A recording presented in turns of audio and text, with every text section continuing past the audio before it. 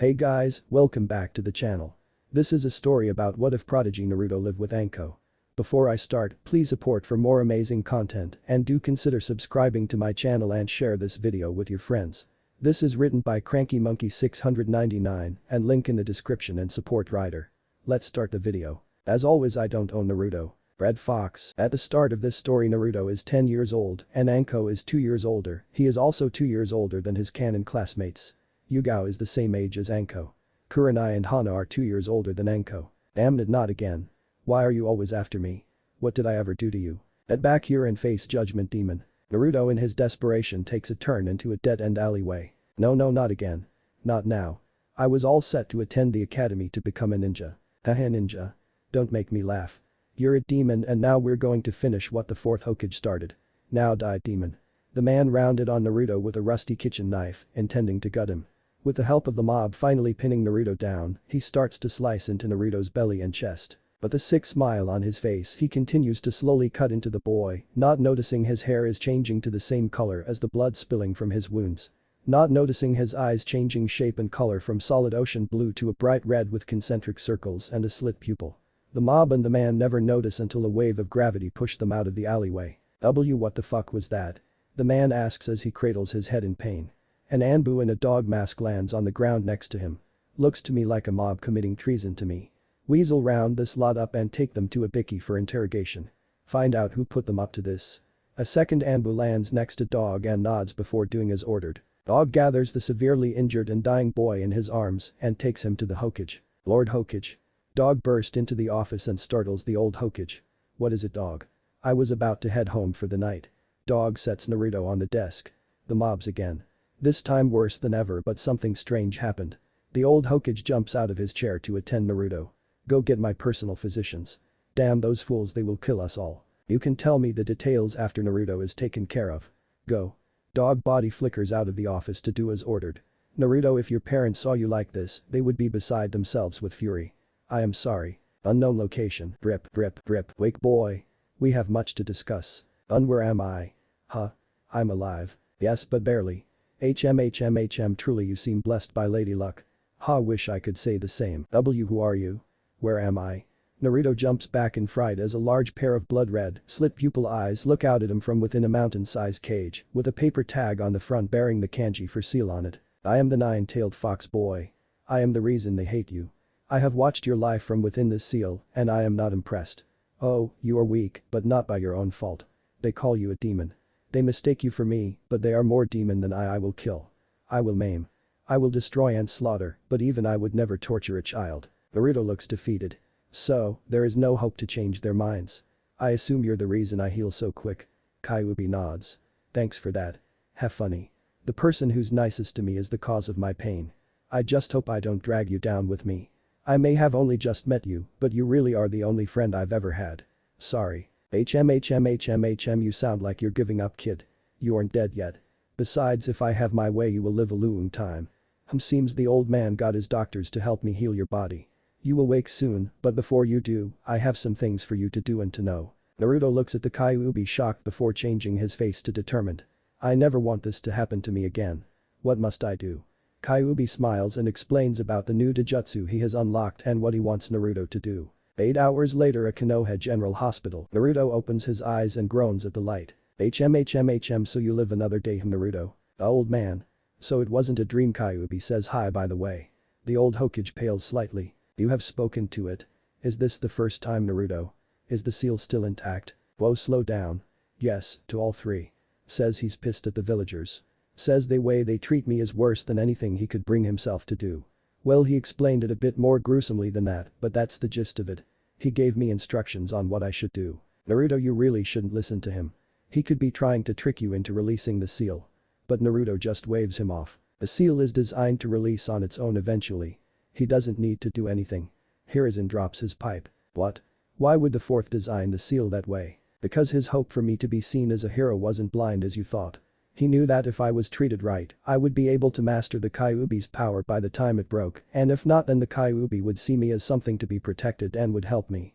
He really isn't what you think, old man. Why would the nine-tailed demon fox help a human? Because every time he's been out of the seal since before his fight with Hashirama, he's been controlled by an Uchiha. Don't get the wrong idea though. It was Madara the first time, and when he was taken from my mother, it was another wielder of the eternal Mangekyo Sharingan. Dunno what that is, but he says it's beyond all but a few Uchiha. As to why he would help me. Well, let's just say he's bored and he is sick of seeing me in this room. Hiruzen closes his eyes in thought and relights his pipe. I see, and what is it he wants you to do about it? As you know, I was to attend the Ninja Academy today, but seeing as my hope to win the respect of this village is now out of my mind, I will not be attending. Instead, I wish for Anbu training. My father wanted me to be a hero, and if I can't do it in the light, then I must step into the shadows. If nobody wishes to see me, then let them not. If they see me as a demon fox, then let me be one. Hiruzen looks at Naruto's eyes and sees determination.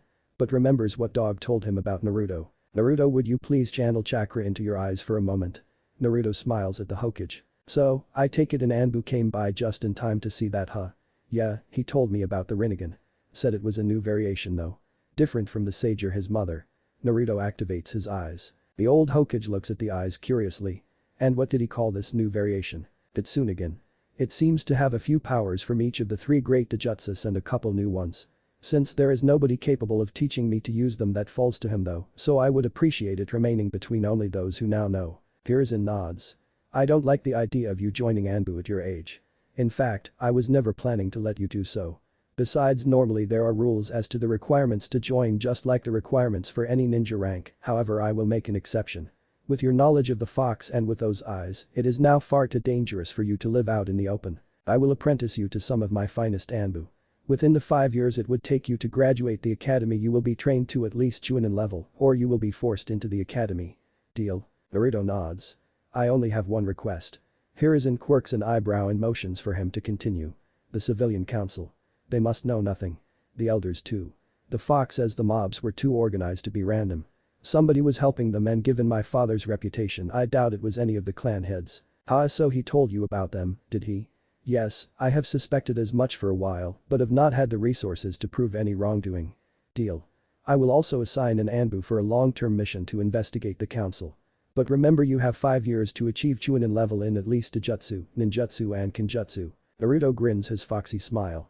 Old man, in 5 years Chunin will be the least I can achieve. 1 week later at Anbu headquarters, a man wearing headgear much like the second Hokage is sitting at his desk looking over a file. So, he's sending him to Anbu. This is going to give me such a headache, I just know it. Hinoka, get me Dog and Weasel.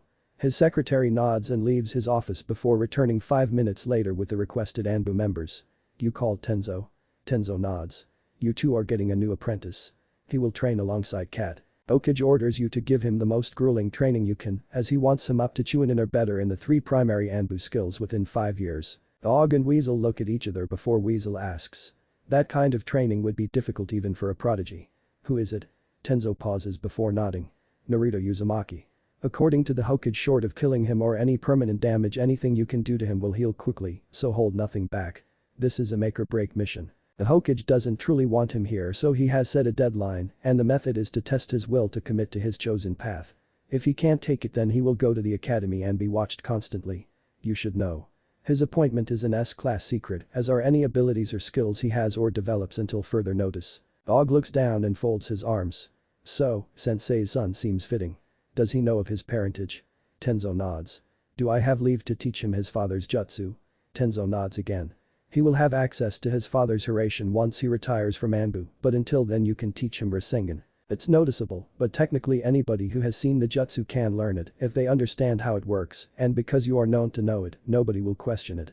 He should be here soon, so dismissed. Dog and Weasel flash out of the room to meet Naruto at the entrance. Is this the place? Damn, and I thought I had pranked every Anbu hideout. Dog steps out of the shadows. You did. This one is new. Haha, honestly, I'm a big fan of those pranks. How you do them wearing neon orange is beyond me. Naruto shrugs. When your life is on the line, it doesn't matter what you wear. You learn to be invisible. Besides, it's all the villagers will let me buy. They don't sell me anything else and destroy anything I find. Thanks, by the way. For saving me. Dog nods. Come. First we need to get you registered and outfitted, then we get your mask. 1 hour later, Naruto is wearing standard Anbu gear minus a mask or sword. I'm small. You haven't been eating well, have you? Naruto shrugs. I eat okay. When I can eat, that is. Pretty much all I can afford is ramen though. Much as I like it, I am beginning to get tired of it. Never thought that would happen. Weasel chuckles. Well, you don't need to worry about all that now. New living space and supplies will be provided until you can support yourself and make full Anbu. Once that happens, we have access to certain stores which will not discriminate, so that won't be a problem. I will warn you now though. We have orders to give you the harshest training we can think of. We will break you, fix you, then break you some more. If you can't take it, then you will be thrown out to the academy. Are you certain this is what you want? Dog hands him a blank Anbu mask. Naruto nods and takes the mask. Then channel chakra into the mask to reveal your animal. Naruto does so and the mask changes into a kitsune the same color as his hair. Blood red. Kakashi chuckles. Ironic. Fox. Crafty, loyal and when provoked vicious. And the color. Same as your mother's hair. Your hair too now, I guess. Naruto nods and puts on his mask. Come. Time to meet your other teachers and your fellow student Red Fox. 2 years later near the border between Fire Country and Wave. Dog Sensei. Why has the Hokage sent us out here? You never did tell us the specifics of the mission. Dog looks at Cat and nods. As you know, Weasel was given a mission last week to kill his clan. As far as the village knows, he is a murderer and missing nin, as this mission was a black op. However, over the past 2 years he has taught you all he could in Kenjutsu, but Naruto has yet to find a sword which fits him. The Hokage believes that the answer may lie in the ruins of Uzumaki. Cat starts at this. The village hidden in the eddies. But that would mean Cat looks at her quiet fellow student. You say too much, dog. Any more and she might as well know my name too. Dog shakes his head. Just because our names and faces are forbidden to be known outside Anbu doesn't mean you can't share with each other. Naruto frowns behind the mask. I know who my parents were and that's enough for me. As far as I am concerned, Red Fox is the only name I need until I must take off this mask. I entered the shadows to do what I would never be allowed to do in the light. That is all she needs to know. Dog sighs in disappointment. Ha, very well. Rest up you two. We head out again soon. Hi. A few hours later in Yuzu. So, the Hokage was right. The whirlpools around Yuzu are sealed-based and tied to your lineage. The Red Fox nods while they walk towards the only building left standing. He said something about that, but because of my condition, he doesn't want me learning sealing beyond the basics until I make full Anbu. Now let's see if he was right about everything else. The redhead swipes blood across a seal on a large stone door, unlocking it. The door swings inward slowly while releasing 50 years of stale air and dust. So more than a simple blood seal then. More like a preservation seal. Cat follows curiously while Dog shakes his head. Condition or not, you have a talent for seals and it's going to waste. Still, based on your progress, I doubt you have long till you make full Anbu, even if you aren't quite up to what you agreed on yet. Naruto stands at the entrance to a small vault. Like I said. 5 years will be more than enough to reach that and more. He looks around slowly. I'm surprised. Such a small vault in such a large room. Like whatever they put in here was worth protecting against the lives of the whole village. There's a tingling in my hand like something is calling to me. Dog nods. Open it then. Let's see what we find. Naruto does as ordered and opens the door to find 3 scrolls and a katana in a blood-red sheath. The hilt is decorated with a silver fox in mid-roar. I am flattered. They even got the nose right. Somehow I'm not surprised that they have some kind of link to you. Naruto examines the scrolls. One is red and has the Uzumaki crest on it. One is black tied with a white ribbon and sealed with a blood seal. And the third is a large scroll with a depiction of a dragon on it. Dog looks at it with curiosity. A summoning contract. For dragons, if the artwork is any indication. I didn't even know if they were real, let alone that they had a contract. If I was you, I would wait until you are stronger before you sign it and not anywhere near a populated area. Naruto nods, but Cat asks why. Because dragons were said to be large fearsome creatures almost as strong as a tailed beast.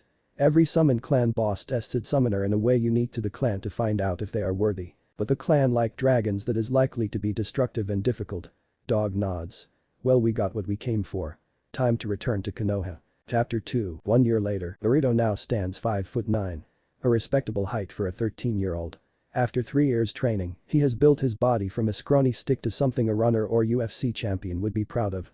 Just enough muscle to make the ladies drool without looking like a bodybuilder or slowing him down. Even better, he finally got his Anbu brand. He's also close to completing his arrangement with the Hokage if his sensei is any judge. He's only sad Weasel could not be here to see it. He owed him a lot. Still, before leaving, he asked him to look after his brother.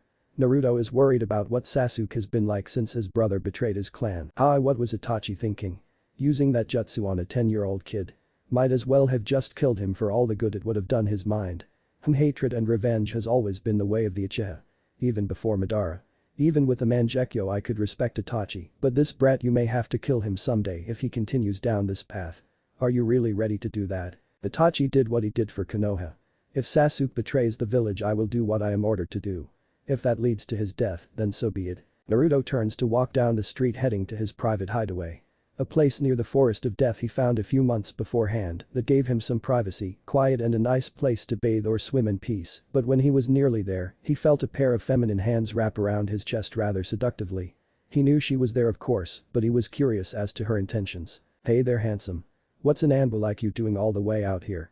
Naruto cocks his head. Anko Mitarashi. Cat told me of you.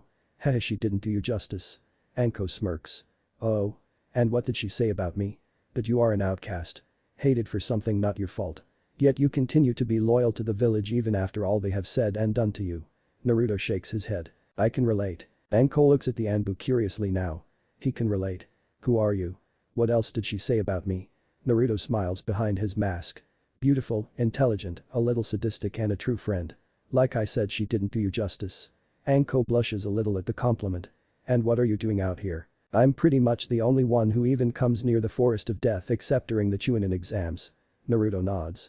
A few months ago, I found a nice spot out here to relax. I was headed there.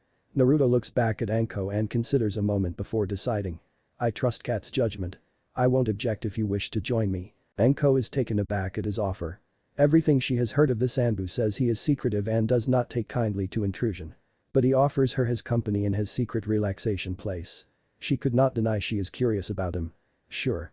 I could use some relaxation. After a few minutes walking through the brush and woods, they arrive at a small clearing with a waterfall and a pool. All in all, a beautiful glade. Anko is stunned. I thought I had explored the whole of the woods on this side of the village.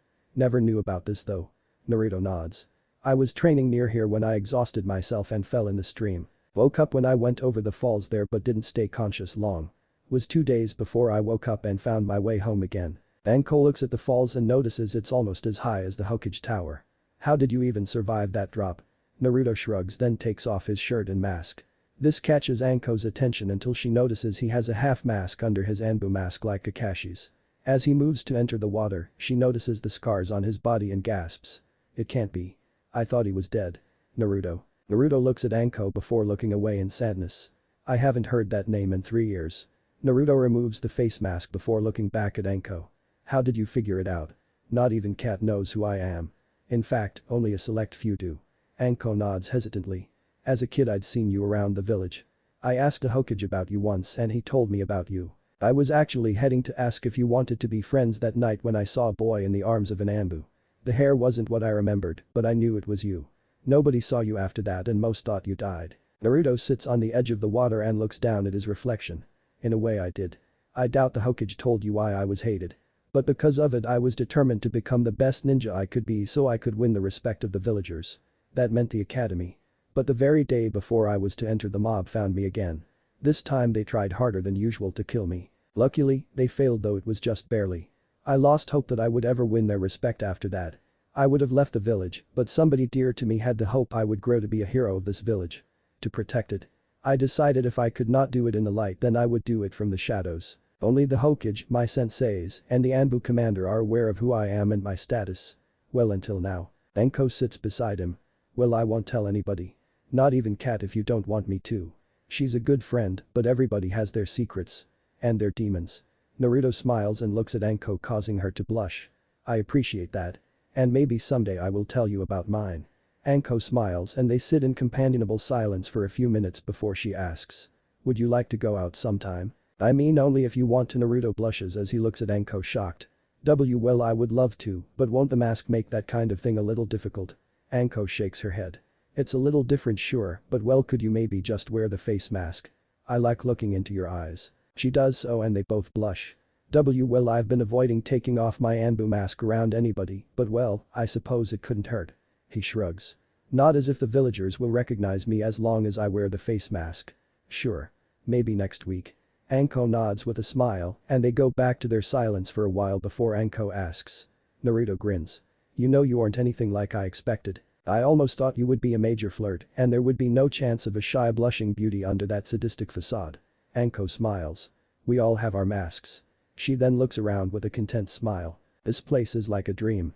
Would you mind if I brought my friends Hana and Kurenai here? Naruto thinks a moment before answering. Kurenai, Yuhi and Hana and Yuzuka, right? Anko nods. That's fine. They're Cat's friends too. Just don't let this place become common knowledge. Oh, and make sure Hana is careful. You know how nosy and how much of a big mouth her brother is. Anko cocks her head. No, I didn't, but I do now. I'll make sure they're careful. Wow, you seem to know a lot about us all. Anko gets a playful smirk. Been stalking us, have you? Naruto smiles and shakes his head. Everybody knows the Ice Queens of Konoha. As for Kiba, he would have been in my class at the academy. Well, after I failed the genin exams a couple times anyway. I thought it wise to learn of all the clan heirs and what would have been my classmates had things turned out different. Anko frowns. What do you mean? Naruto looks her in the eye before turning back to the water. Since I entered Anbu, the Hokage has had an Anbu on a long-term investigation into corruption. He found out somebody on the council was manipulating the academy to give the civilian kids a better chance at becoming ninja. Of course, it's all about power and money, so their kids can get closer to prominent clans and possibly marry into them. Naturally, if I had entered the academy, they would have done all they could to sabotage me. They wouldn't need to do much. Change a couple test scores, give me false information. A jinjutsu on a test. In the end, it would fall to a single jutsu that is impossible for me. Clones. A requirement to graduate. Why can't you do clones? Naruto shrugs. Too much chakra. Anko is confused. You're only what, 13? How could you have so much chakra that you can't use control exercises to do something as simple as a clone? Naruto frowns and looks away. Should I tell her? She's seen your face and listened to you with nothing but understanding. I say trust her, but it's up to you. Naruto nods. Well, for starters, my last name is Uzumaki. As in the clan, we always had dense chakra. That would make it difficult enough, but on the day of my birth was the same day the Kyuubi attacked. The fourth could not kill it, so he sealed it within a newborn baby. I am the Jinchuriki of the nine-tailed fox. Anko freezes in shock and looks at Naruto before she smiles in understanding. So, when you said you could relate, that's what you meant. Wow. Seems you were talking literally about having demons. Anko then frowns as she realizes that's why the villagers treated him the way they did. Ugh, the damn fools. A kunai is not the scroll it is sealed in. Naruto looks at Anko in shock. Why, you're not afraid of me? Why, you don't hate me? Anko smirks. Hell no. The fox doesn't matter cause you are Naruto, not the Kyuubi. Besides. I said I would go out with you. Can't hate or fear my date, now can I? Naruto grins his foxy smile.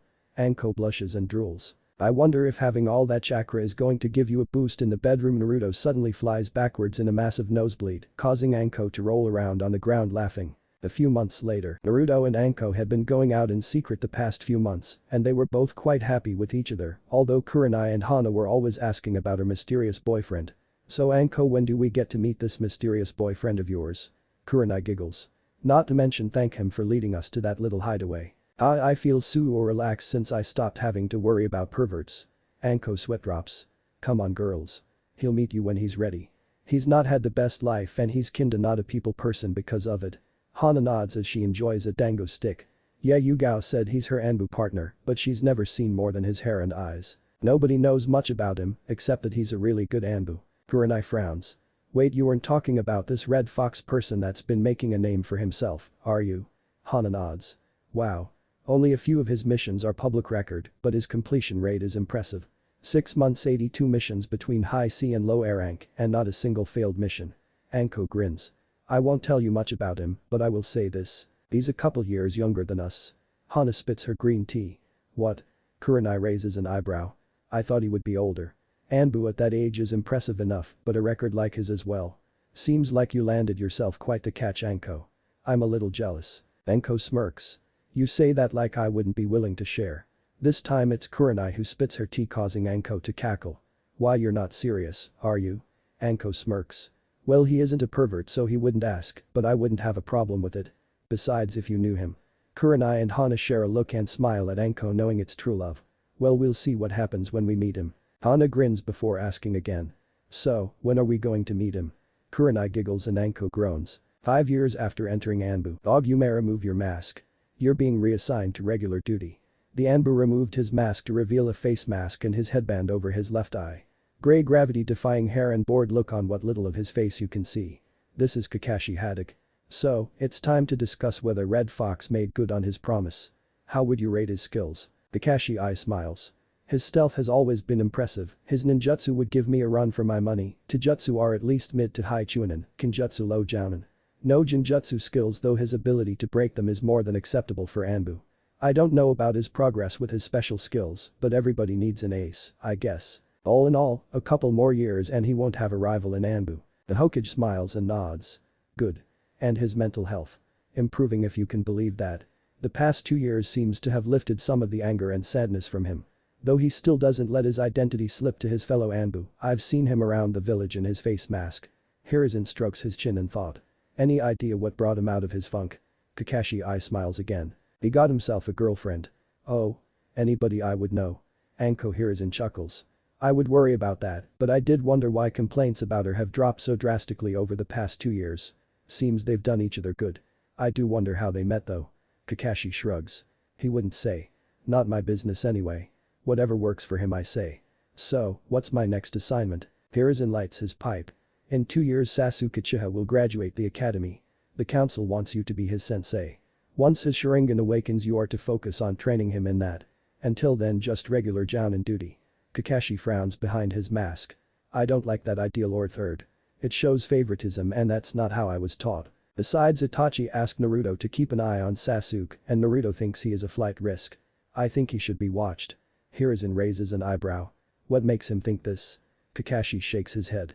It would probably come better from him. He's a better judge of character than I am. Hiruzen nods.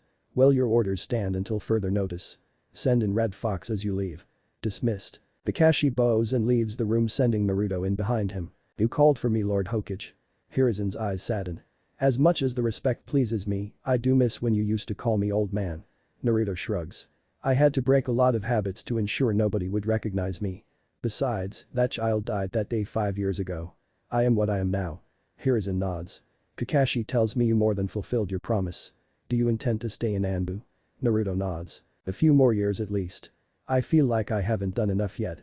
Like I'm not strong enough yet. Very well. Kakashi is being reassigned to regular duty. When Sasuke Uchiha graduates he is to be his sensei, but Kakashi tells me you believe he is a flight risk. Care to tell me why? Naruto explains about Itachi's jutsu and Sasuke's revenge. Ha, I see. I wasn't aware of that, Tsukiyomi. Rest assured he will be watched. Naruto nods. I will also continue to watch him when I can. Itachi asked me after all and I still hate to break a promise. Hiruzen nods. You will be team captain. Kat will remain on. Do you have any suggestions for your other team members? Naruto shakes his head. Honestly, I work well with Kat, but we are fine on our own for the most part. If a mission comes up that requires more than just team us up temporarily with another team. She's been complaining lately that the missions have been less than challenging anyway. Naruto and Hiruzen chuckle. Alright then. By the way, how did you meet Anko? Kakashi told me about her. Naruto tilts his head. She's a friend of Kat and she was curious about me. I had no problem with trusting her a little because of that. Didn't expect her to guess my identity from the scars though. Does she know about your parents or your tenant? Not my parents, but I told her about Kurama. She's been very understanding. Hehe, her friends have been bugging her to meet me. Do you trust them? Naruto nods.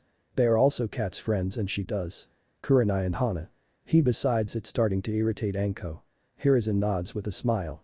I do wish Anbu wasn't your calling, but it seems to be perfect for you. You have my leave to reveal your identity to them, but be careful. Naruto nods and smiles behind the mask. Is there anything else, Lord Hokage? Hiruzen shakes his head. Take a couple days off. Even you need a break every now and then. Naruto nods and body flickers away to his relaxation spot to meet Anko. When he arrives, he discovers she is not alone but with her friends. Hello, Haim. Anko grins. Boy toy. So, did he give you the okay?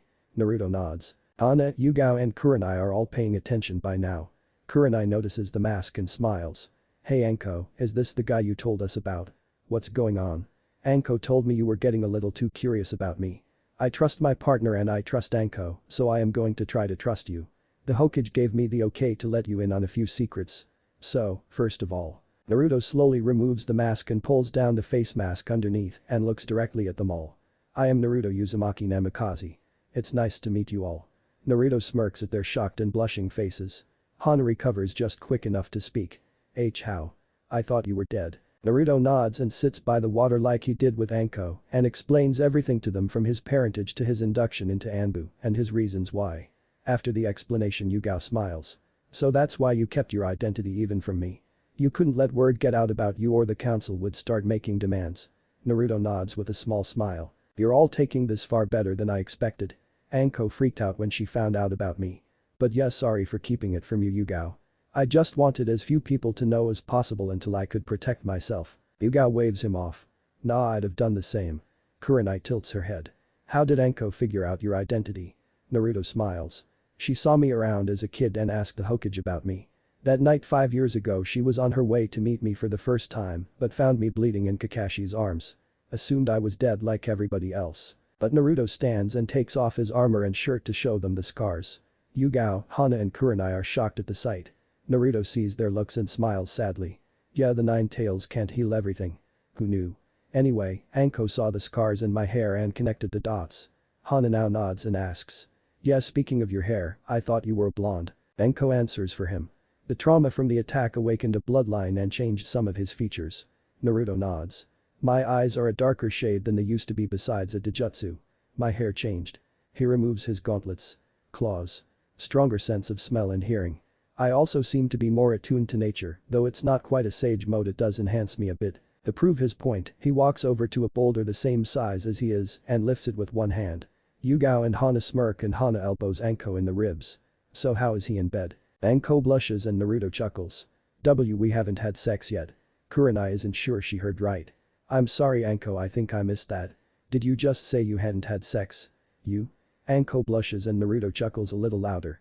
We wanted to wait till things settled down a bit with me. Naruto grins and turns to Yugao. Hey, were you told? Yugao gives him a confused look. What? Kakashi's been transferred to regular duty.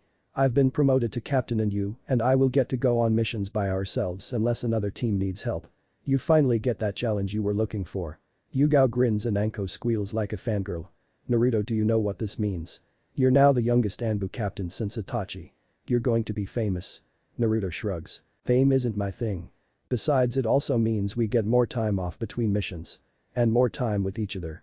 Naruto smiles then is startled as Anko tackles him and presses her lips to his. As they break their kiss, Anko grins sadistically, making Naruto sweat. Oh, we're doing it tonight. And you better rock my world. Naruto chuckles before rubbing her cheek with his hand. Anything you want, my Haim. All Naruto and Anko now take notice of their audience and sweat drop. Anko then grins again. Maybe they want to join us. Naruto whips his head to Anko so fast they all hear a painfully loud crack, making them all wince. Wait, what? Hana shakes her head before winking at Naruto. Maybe another time, handsome. I need to be heading home. Yugao and Kurenai smile and also excuse themselves. So Haim, what do you want to do for the rest of the day? Anko pouts in thought. I need to go back to work soon, but how about we take a quick nap right here together? Naruto smiles and pecks Anko on the cheek before lying back. Anko lays her head on his chest and closes her eyes with a content smile. Later that day, Naruto decided after Anko went back to work to spend the rest of the day at the hot springs. While relaxing with his mask on, he heard several teenage girls enter the spring. They didn't notice him at first, so he decided to ignore them and continue to relax, but it couldn't last. One of the girls was a Hyuga and noticed him there and told her 3 friends. Unfortunately, one of them was a certain pink-haired hothead and stomped over to him intending to bop him on the head. Perverted baka. Naruto grabbed her wrist before her fist could impact and raised his head to look her in the eye. If I was less understanding, you would be spending some time in a cell for attempting to assault an Anbu. Besides, I take offense at being called a pervert. Everybody is a pervert even if they deny that part of themselves. What differs is how we act on those thoughts. Naruto releases her wrist and she stumbles back. You can't be an Anbu, you're no older than us. Naruto showed her the brand on his right arm. Sakura Haruno. Daughter of Mibuki Haruno. Councilwoman on the Civilian Council. Age 13. Currently in your 3rd year of the Ninja Academy. Naruto turns to the other 3. Ino Yamanaka. Daughter of Inoichi Yamanaka of the Yamanaka clan. Member of the Torture and Interrogation Squad. Age 13. Currently in 3rd year of the Ninja Academy. Hinata Hyuga. Daughter of Hiashi Hyuga and clan heir. Age 12. Currently in 3rd year at the Ninja Academy. Tenten Higurashi. Adopted daughter of Arashi Higurashi. Current owner and proprietor of Higurashi's weapons and apparel shop. 15 years of age, recently graduated to rank genin. Teammates are Rock Lee and Niji Hyuga under Mido Gai. Known as the weapon mistress of Konoha. I have files on all of you and only Tenten and Hinata impress me at all. Naruto looks directly at her, making her blush. Learn some elemental ninjutsu and you might have a shot in Anbu someday. Hinata only needs confidence in herself. Naruto turns back to Sakura. As to my age, I am also 15. I entered Anbu instead of the academy. As you said, normally that's not allowed, but I was made an exception for. I won't say more. But if you were more observant as a ninja should be, you would have noticed the sign by the door which says mixed bathing day. If it bothers you that much though I was just about to leave. Naruto stands up and they see the scars shocking them and Sakura falls over in the water. Not a pretty sight I know. If you are curious it happened when I was 10 years old. People are cruel to the things they fear and they fear what they don't understand. Just remember never to judge based on what you don't know or only on what you see. Look underneath the underneath. On his way out the door he pauses and tells them over his shoulder. Hinata. Kindness is a wonderful thing, but if you cannot close off your heart you will only allow those you care for to be harmed. You must learn when kindness may be cruelty in disguise. And to Sakura and Ino. You two are jokes as a kunoichi. If you don't take your training seriously you will only be dead weight. You will die or worse. Worse than that you will drag down your team. To depend on others is fine, but if you can't stand on your own then you should quit being a ninja. Hinata tell Kurenai I said hello. Naruto turns away without another word and walks out leaving 4 stunned girls behind him. Ino blinks and closes her mouth. Wait that mask. Daddy told me about him. Ino shivers. You got off luck forehead. Sakura nods without understanding, but Hinata and Tenten turn to Ino. What did your dad say about him? Anbu are a secretive bunch of ninjas. Only admitting the best of the best. They answer only to themselves and the Hokage. Dad said among them there is a young man with a red fox mask. He said he's as dangerous as they come and strict on the law.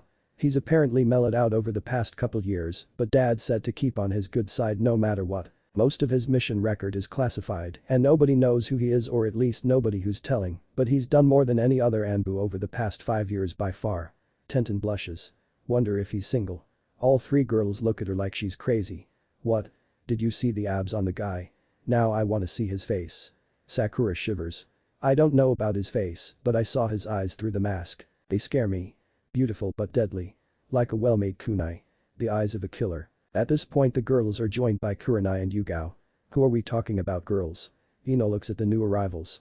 The red fox. We just met him. Hinata smiles at Kurenai. He says hello Kurenai-sensei. Kurenai and Yugao share a smile. He scares you I take it. 4 nods. Kurenai giggles. And I take it Sakura's comment means she saw his eyes at a time when he was less than pleased. Sakura nods. I've never seen such coldness. Kurenai shakes her head in disappointment. I see why he was displeased. Yugao nods with a frown, but the other 4 are confused until Kurenai explains. You said he had cold eyes. The eyes of a killer. Tell me what he said to you all. Tenten explains. Afterwards Kurenai and Yugao smile. You should be honored Tenten. He doesn't give praise often. As for the rest of you he gave you the answers to your questions. Specifically, Hinata. Hinata twiddles her fingers nervously. Why you mean what he said about being kind? How it's a good thing, but if you can't act because of it then you will only hurt your team and yourself. Kurenai nods. As shinobi there will be times when you must do despicable things. Hurt others, kill or even seduce a target to gain information. What you saw in his eyes was not the eyes of a killer, but the eyes of a shinobi who knows of the darkness in our line of work, even more so than we do as regular shinobi, and is willing to do what is necessary to complete his missions. He gave you all good advice. Yugao nods. Thankfully as regular shinobi those missions will be much rarer for you, and until you are at least an experienced chunin, it's unlikely you will have to take such missions. He may seem cold to you, but he was only looking out for you. Kurenai giggles. And sorry Tenten but yeah he's taken. Tenten blushes in embarrassment. Ah no he's only Tenten's age, but how strong is he? Yugao looks thoughtful. In Anbu there are no true ranks. You're either Anbu, captain or commander. True normally you need to be high chunin or jounin to join, but he's an exception. However, since I've known him, he's never shown his full strength, but I will tell you this. Most jounin would have trouble with him. His kenjutsu is almost as good as mine and his taijutsu as good as Guy's just not as fast. I don't think he'd appreciate me saying much more on that though. Ino tilts her head. What's it like working with him? Yugao smiles. It's hard to keep up with him sometimes, but he makes most missions too easy. That's going to change a bit now though. Our captain just transferred to regular service and he just made captain. Means we're going to be taking the same missions with just us 2 instead of a full squad unless a mission requires more. Kurenai looks up at the sky realizing they had spent several hours talking. I think it's time we all head home. But I highly suggest each of you think long and hard about what he told you and how you are going to take that advice. After all it's not just your lives on the line. Yugao and Kurenai leave them with their thoughts. Elemental ninjutsu huh? Much as I want to be a weapons mistress an ace in my sleeve would be a good idea. Ugh I need to talk to Guy-sensei. Maybe he was right. If I can't learn to be stronger, I will only hurt those on my team. I must learn to harden my heart. Hinata and Tenten, having found their resolve, leave the hot springs to go train. Ino and Sakura, though being used to being the smartest girls in class, have no idea how to take the advice. Later at night, Naruto turns up at Anko's place with dinner in hand and knocks on the door. The door opens and there stands Anko in a very sexy corset and lingerie combo, which completely shuts off his brain until she grabs him by the shirt with a grin and drags him inside and straight into the bedroom. Crashing onto the bed, he laughs. "I'd say be careful for my first time, but I get the feeling that's not your style." Anko grins even wider. Good instincts. Next morning, Anko wakes to find herself alone in bed. About to panic, she finds a note on her bedside table and reads it. "Anko, I'm on to spend the morning training. Will meet you for lunch if you are available. Would have woken you, but you seemed so happy I couldn't bring myself to disturb you. Last night was the best night of my life so far. I can only hope we can spend the rest of our lives feeling like this. Without you my life is darkness as you are my light. Yours forever, Naruto." Anko hugs the note to her chest as the sheds a tear in happiness. As she is performing her morning rituals, she notices something off on her shoulder where that damn snake put his mark and turns to look at it. What? It's gone. Oh, Kami, it's gone. Oh, thank you, Naruto. Gasp, I need to show Kurenai and the girls. Anko rushes to get dressed and runs out the door to go find her friends for some breakfast. An hour later, all the girls gather at their favorite breakfast place at Anko's request to find Anko practically bouncing in joy. An odd sight to be certain. Kurenai and Yuga sweat drop while Hana giggles and asks. "So, how was he?" Anko giggles. "Beyond amazing. But that's not what I asked you guys here for. Something amazing has happened. My curse mark changed." Anko shows them her mark and they gasp in shock. How? You were told there was no known way to remove it." Anko grins and nods. "No idea, but it's gone. I can feel it. That snake no longer has a hold on me. Better yet, I woke up alone this morning and was about to panic until I found this." Here read. The girls read the note and collectively squeal at the romance. Oh, Kurenai smirks. "Anko, if you don't marry him, can I?" Anko giggle and shakes her head. "No chance. I already made plans. Couple more years in Anbu and he can transfer and claim his inheritance. Then we can marry. I don't mind sharing, but he's my husband." More squealing and girly sounds. Little did any of the girls know our red-headed Anbu is nearby. Entering Higurashi's shop. He would have gone somewhere else, but he wasn't sure of any jewelry shops which might sell what he is looking for. As he is looking around the store, a teenage girl calls out to him. "Welcome to Higurashi's. How may I help you?" When he turns to her, she pales and gasps. "Ah, Tenten. Yes, I was wondering if you could take a look at something and give me your opinion." Tenten shakes her head and nods. Sure, what is it you need?" Naruto brings out a kunai made of an unusual metal he picked up some time ago on a mission. "I was wondering if you make custom jewelry and if you could make me a ring out of this kunai." Tenten takes the kunai and practically drills, causing him to sweat drop. "Ahem, Tenten." She snaps out of it and almost drops it before recovering. Sorry about that. New weapons are a passion of mine. We do make custom jewelry, though it's not something we do often and it isn't cheap. You know exactly what you want." Naruto hands her a design of a ring featuring a dragon entwined with a snake with a green diamond in the center with amethyst chips on either side. "Beautiful. And it doesn't escape my notice using a weapon of violence to make a symbol of love." Naruto nods and scratches the back of his head. "I found out recently I had a talent for romantic gestures." "Who knew?" "So, can you make it?" Tenten nods and begins calculations for the price. "Should take a few days. Since you provided the metal, we can take that out of the calculations. This will set you back about 6,000 ryo. That okay?" Naruto nods and Tenten examines the kunai again. "After we're done with this, I will put the leftovers in the reserve stack in case you ever have another order. Be ashamed to waste such good materials. Takra conductive and hard as any metal I've seen." Naruto nods and smiles behind the mask. "I had the same thought, but feel free to keep it. I managed to pick up a few more of those on that mission, so I got spares. After all, a ninja trains in all their responsibilities and that requires good materials to work with. You have this shop for example." Tenten grins at the prospect of using new materials to craft her weapons. See you at the end of the week. Have fun, Tenten, and train hard." Tenten nods. "I won't disappoint." In the shadows behind Tenten stands her father. "Ah, he's the one you told me about, huh? I heard about him. Seems like a good man. Shame he seems taken." Tenten nods with a sad smile. "Yeah, but I saw the scars and what I was told about him. I feel he has been through pain I can't imagine. It would take somebody truly special to heal him of that. Besides, he scares me a bit." Higurashi nods. "Well, let's not keep the man waiting." Later that day, Naruto goes looking for Anko for lunch but is having trouble finding her at her usual places when a pair of feminine hands snakes their way around his waist, causing him to smile. "Hello, Anko. I take it you are in a good mood. Better than ever. Remember when I told you that I was Orochimaru's apprentice and before he left, he marked me with his cursed seal? Naruto frowns but nods. Something wonderful has happened. A true miracle. Naruto turns to face her and when he does, she shows him the seal and gasps. How? You're welcome kid. Kurama. You did this? Anko tilts her head. The fox. Naruto nods. He says it's a gift for the one who brings happiness where there was none. All this time and I still know so little about him. He said you will discover its gifts in time, but it will cause no harm to you. Anko grins and lifts the mask a couple inches to kiss him before replacing it. Tell him thanks for me. Naruto nods and holds his arm out. Lunch. Anko takes his arm and they spend the rest of the day together. The rest of the week was much the same for both of them and they couldn't be happier. Now it was finally time to pick up the ring and meet Anko and her friends at his hidden glade. So here he was at Higurashi's once more. Hello again Tenten. Is my order ready? Oh hi. Yeah here. I tell you this was so much fun to work on. Dad and I think it's one of our best works. Check it out. Tenten shows Naruto the ring and he smiles under his mask. Better than I imagined. Naruto notices a strange seal inside. What's this? Tenten grins. A seal to ensure it always fits perfectly and won't fall off unless she wants to remove it. Naruto smiles as he hands over the money. Thanks Tenten. It's perfect. Have for a project like this come back anytime. Naruto nods and leaves the shop before flashing to the hidden glade. So did he say why we are here? Anko shrugs. It's his last day off for a while, so I guess it's important. Hana smiles as she senses Naruto coming. Looks like we're about to find out. Naruto flashes into the glade at this moment and walks over to Anko. Kurenai notices his body language seems a little off. Naruto what's going on? Something wrong? Naruto shakes his head and takes off his mask before answering.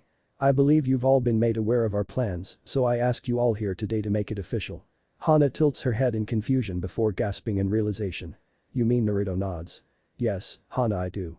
Naruto goes down on his knee and pulls out a red box and hands it to Anko. As she opens it, he asks. Anko-heim will you marry me? Anko puts on the ring and bursts into tears before she throws herself at Naruto and smashes their lips together. Hana giggles. I think that's a yes. Kurenai nods. Can you imagine the story this will make if it was put onto paper? Yugao smirks. A bestseller that would have every girl in tears. Anko pulls out of this kiss and yells to her friends. Only if the release is after the wedding and we get a percentage of the profits. Everybody laughs. Chapter 3. 2 years later, Naruto had grown to a full 6'5" over the past 2 years and had even grown more attractive. He had been training hard and doing as many missions as possible to rid the land of fire of as much corruption as possible before he settles down for his wedding. Oh, he was looking forward to that. If it was possible his and Anko's love had only grown over their time together. Also, it seemed some of the gifts of the mate mark as Kurama called it had begun to awaken. The first made it so that Naruto could always sense Anko's emotions and location. He could also share chakra with her when he could not with others. It also allowed Anko to create a dagger imbued with a portion of Kurama's chakra and power, making it a deadly weapon only she could wield. She called it Corroding Fang. Orochimaru was certainly surprised when she struck his face with it a month ago during the second part of the Chunin exams. He was more surprised to find his mark gone from her, but sadly he escaped. It wouldn't matter as Naruto would be ready for him when he returns. That is what he was doing right now. He was working on imbuing an element into the Rasengan. It was going surprisingly well. The jutsu was complete, he just needed to work on his control of it. The jutsu was called Rasengan. The idea was simple. Rasengan with lightning element fired from the palm as it was formed, allowing it to reach its target before it destabilized and allowed him to rapid fire it. It was destructive if a little draining. But he would not consider it mastered until he could fire it 100 times easily. Either way it was ready for combat. First target Orochimaru. He would pay for showing his face to his Heim after all he did. So, one more month and your stint in Anbu is up. You know you broke just about every record we had. Naruto smiles as he completely obliterates another steel target. As much as I like it here, life is starting to look up for me in the village. Besides, I can think of only a few people who could beat me in a fight now. I have met all my goals here. Time for me to move on and leave my past where it belongs. Tenzo nods with a smile as he watches his best Anbu's latest masterpiece. Won't say I'll miss the repair bills from your training, but just remember. That brand is permanent. If you need help, Anbu will be there. Anbu is Anbu for life, and Anbu are brothers. Naruto removes his masks and faces his commander with a smile. Thanks Tenzo. Tenzo smirks. Now grab your gear. The Hokage requested you for his personal guard during the final exam. It starts in a few minutes. Naruto nods and body flickers away. Konoha Stadium. Naruto appears behind his Hokage in the observation booth at the stadium. Ah, good, you are here, Red Fox. The Kazekage looks at the new arrival with interest. So, this is the infamous Red Fox. I must admit I thought you would be a bit more impressive looking. Naruto looks at the man knowing he is not who he seems. Looks can be deceiving, Lord Kazekage. The nail that sticks out gets hammered. True. Ah, it seems it is time for my son's match against the last Uchiha. The proctor looks to the Hokage because Sasuke has not yet arrived. Hiruzen is about to disqualify Sasuke when the Kazekage speaks. If I may. Many people came for just this fight. It might reflect badly on the village if you don't allow it to go through. Please, just 5 more minutes. The Hokage considers before turning to Naruto. What do you think? Naruto shakes his head. Disappointing. I myself was hoping to see this fight, but a ninja who is late for the battle gets his team killed. A Chunin is a leader of his squad and must be punctual. Sasuke forfeits these rights. To do otherwise would reflect poorly on the village, and to show favoritism reflects poorly on his sensei and his cage. Hiruzen smiles and nods. I agree, Sasuke forfeits. He gives the signal and the crowd erupts into boos and jeers. The Kazekage is displeased, but he planned for the possibility. It was only delaying a few minutes. 2 disappointing matches later came an interesting match between Shikamaru Nara and the Sant Kunoichi Tamari. What do you think, Red Fox? Naruto observes the match and considers. She's smart. She's worked out the range of his jutsu and is staying outside of it, but the problem is she only has wind jutsu. As powerful as she is against a Nara like him, she will lose. Of course, knowing the Nara and this one in particular, he will likely forfeit as soon as he traps her. The Kazekage looks at him with curiosity. Why do you say that? Shikamaru is known to be particularly lazy even by Nara standards. Besides, based on my observations of this generation, his chakra levels won't last long. By this point he has already come up with dozens of possible winning strategies and with his mind can adapt at a moment's notice. She will be caught and he will forfeit. 5 minutes later the match ends exactly as predicted. Seems you called it correctly. I must say I am at a loss as to whether I should be happy my daughter won or disappointed that she only won because her opponent's chakra ran out. Naruto shrugs. Why choose? Be happy she won and correct the mistakes that lead to this outcome later. The fake Kazekage smirks. I like this one, Lord Hokage. He speaks sense. Hiruzen smiles. He's made me proud since he entered Anbu and even before that. Suddenly feathers start to fall from the sky and people start to fall asleep. The cage booth explodes and the cages and bodyguards move to a nearby rooftop as a barrier rises. The Kazekage frowns. You seem calmer than you should be. Naruto shakes his head. The smell of blood and snakes is hard to mask. Besides, you've become predictable, Orochimaru. Gukikuku, you are definitely going to be fun to play with. Orochimaru ditches his mask and begins a jutsu. Summoning. Impure World Resurrection. 3 coffins begin to rise from the ground with the numbers 1, 2 and 4 on them, but the 3rd coffin will not open, angering Orochimaru. Naruto chuckles. You were never one to read all the details on a jutsu, were you? Always in too much of a rush. Orochimaru glares at the Anbu who is laughing at him and the 2 resurrected Hokage are curious. What do you mean? Where is the 4th Hokage? Summoning. Impure World Resurrection. A jutsu which returns the souls of the dead from the impure world at the cost of the life of a vessel. The jutsu was never perfected and has many issues. First is that the power of the resurrected soul is limited to that of the vessel. Second is that it can only resurrect a soul from the impure world. Since the 4th Hokage used the Shiki Fujin, his soul is not in the impure world but in the belly of the Shinigami. The 2nd Hokage smiles. Quite a bright Anbu. You must be proud, little monkey. Hiruzen chuckles. I am. Though I am sad we are reunited under these circumstances, Lord 2nd. The 1st Hokage grins. Tell me, young man, do you have a plan to end this infernal jutsu? Naruto nods and draws his sword. Recognize it, Lord 1st. Ha ha ha ha, wonderful, then end this and show us what you can do. Naruto nods. Ready, old man.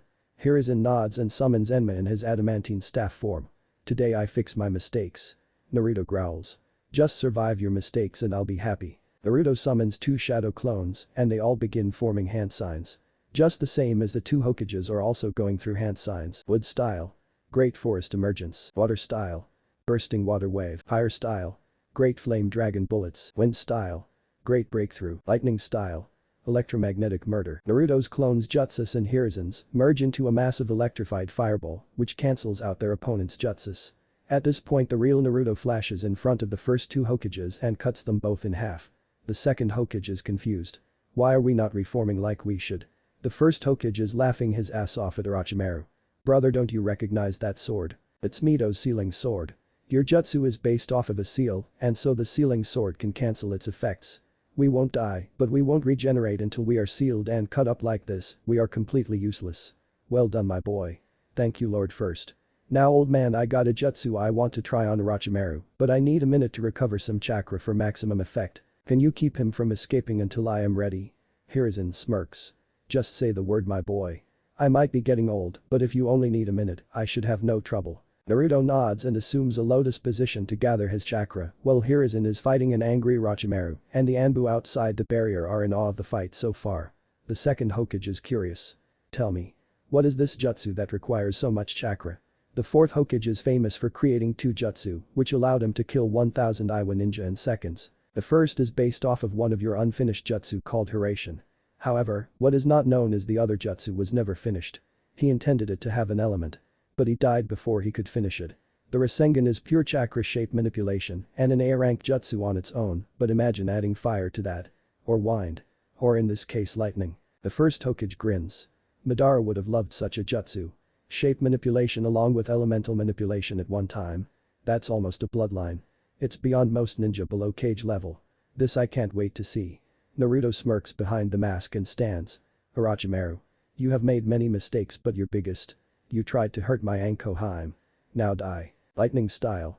Rasengan. Naruto rapid fires many electrified spheres at Orochimaru and once the first hits he suffers paralysis as the lightning courses and allows more and more to hit him breaking down his body at a cellular level. Ink the magic used to kill Morgana and the sorcerer's apprentice, by the time the jutsu ends only a finger and the grass cutter sword is left and Orochimaru cannot use his jutsu to regurgitate a new body. He is dead and the sound 4 holding the barrier flee. The first and second Hokages whistle in appreciation. Impressive. Easily S rank if I am any judge. The second Hokage nods. Double S if he can get the fire rate faster and up the amount of times he can use it. Naruto chuckles. Only sorry dad couldn't see it finally complete. And Anbu approaches. Lord First. Lord Second. The sealing core will be here momentarily to seal you away and end the jutsu holding your souls here. We apologize for disturbing your rest. They would be here already, but they had to deal with the Sans Jinchuriki first. The first Hokage chuckles. It's no problem. I'm just glad the leaf is so well protected. The second Hokage smiles and nods as they both start to fade away, shocking the Anbu present. What's happening? Did the jutsu end on its own? Naruto nods. One of the other weakness of the jutsu. If the soul held in this plane finds resolution to a large enough weight on its conscience, then the jutsu will fail to bind the soul to the body and the jutsu is broken. As the second fades he smirks. A bright star in the darkness to light the way to prosperity. Live well boy. I want to hear all about your life when you join us in the afterlife. Naruto nods as the Hokage finish fading. Hiruzen sits beside Naruto as he creates some shadow clones to go out and help mop up the enemies in the village. That jutsu could have wiped out every atom of his being from this world. Why leave a finger? Naruto shrugs. Can't claim a bounty without proof and with what Anko said of his regeneration jutsu, I didn't want to risk less than that. Hiruzen nods as he lights his pipe. What do you want to do with the sword? By right it is yours. Naruto smirks. Mess with the council. Hiruzen raises an eyebrow. How so? He doubles over laughing. No doubt by now word has reached them of these events and they will want to give it to the little Uchiha. Garner more favor from him. Hold the carrot and hit them with the stick when they try to bite. Hiruzen chuckles. You intend to see what they do and then when they try to claim it for the Uchiha you will take their candy and make them cry. Minato would be rolling on the ground laughing. No doubt you are Kushina's son. Haha to add insult to injury I intend to give it to Anko. Honestly, she has as much claim as I do. Inheritance by combat or by succession. Either way it will piss them off to no end and make it all the sweeter when I come out of the shadows and they realize just who they've been fucking with. Next day, the sword should go to Sasuke. So should the bounty for Orochimaru's death. He will need money when he begins to rebuild his clan. The entire civilian council is salivating at all the money and power they can get from this nameless Anbu as the shinobi side is scowling and Tsume is actually growling. I am sorry councilman. But the Uchiha has no claim to either the sword or the bounty. What do you mean? Both belong to Konoha surely. As such they can be given to Sasuke by our choice. Naruto shakes his head. I am afraid you misunderstand councilman. The village also has no claim to the sword or the bounty. Bounties on criminals are handed out to the person who is credited to the kill as long as proof is given of the demise of said criminal. Besides the fact I am credited with the kill the DNA may not be enough proof to even claim the bounty. Besides that, spoils of battle are likewise appropriated. I own the sword. Or in the event I don't want it, then Anko Mitarashi may claim it by right of succession. The Shinobi Council is smirking and chuckling at the smart moves of this Anbu they have heard so much about. That snake horde does not deserve such a treasure. Naruto directs a focused blast of killing intent at the foolish councilman and growls in a low voice, causing even Tsume into silence. Councilman, I have tried to remain respectful to you even though I have no respect for you. I would appreciate it if you didn't call my fiancé that anymore. The entire council is shocked. I am sorry, did you just call one of the ice queens of Konoha your fiancé? Naruto nods. Lord Hokage. I planned for this to happen next month, but permission to transfer to regular forces at the rank of Jounin effective immediately. The council is completely focused on the Anbu standing before them. Hiruzen smirks at the thought of what is about to happen. Granted. Red Fox, you are free to step out of the shadows and bask in the light once more. Remove your mask and reveal yourself. Naruto takes off his mask and pulls down the face mask underneath and looks around the council. The Shinobi Council is shocked at his identity. Many having known his parents they could never forget his face, but the civilian council is just confused. I see you don't remember me. Well, it has been nearly 8 years since you tried to kill me last. The civilian council is in an uproar until Danzo silences them. What do you mean? Naruto smirks. Maybe this will jog your memory. Naruto takes off his sword and his armor. He then takes off his shirt and steps forward, shocking every member of the council at the gruesome scars on his stomach and chest. Dawning and fear alight in the council's eyes, along with shame and sadness in the shinobi side. Naruto does not miss this. I see you remember me now. Yes, my name is Naruto Uzumaki Namikaze. Cries of demon and liar come from all but a single civilian council member. How dare you claim kinship with the fourth Hokage demon? Naruto forms a Rasengan and plunges it into the chest of the councilman who just spoke.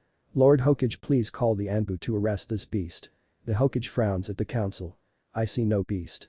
I see a loyal ninja who just punished a criminal for violating the law. In fact, he is well within his rights to kill all of you. However, since you wish me to call the Anbu, I will. Anbu take the remainder of the civilian council to Ibiki and Anko, and when they've had their fun throw them in cells for the rest of their lives. The Anbu fled the room intending to do just that until Naruto speaks. Wait. Miyuki Haruno did not break the law. She remains innocent. The Anbu nod to their brother and leaves her alone. Miyuki nods her thanks before speaking. Before we continue, may I make a request? Naruto nods. My daughter Sakura. You gave her some advice, but she has been at a loss as to how to improve and she is quite depressed at her lack of skills and fears she may lead her team to death. Can you help her? Naruto closes his eyes in thought. I don't know her capabilities, but I will find her sometime and see what I can do. I make no promises though. I am glad she took my words to heart. Miyuki nods. Anoichi smiles. Would you please extend the same courtesy to my daughter Ino? She is in the same dilemma. Naruto nods. Hiashi gives a rare smile. It seems I have you to thank for my daughter Hinata's growth over the past year. She is still too kind and timid, but she has made much progress in judging when to close off those emotions as a ninja should. This has bought me a few years to find a suitor for one of my daughters, so I don't have to condemn either to the branch house. Naruto nods.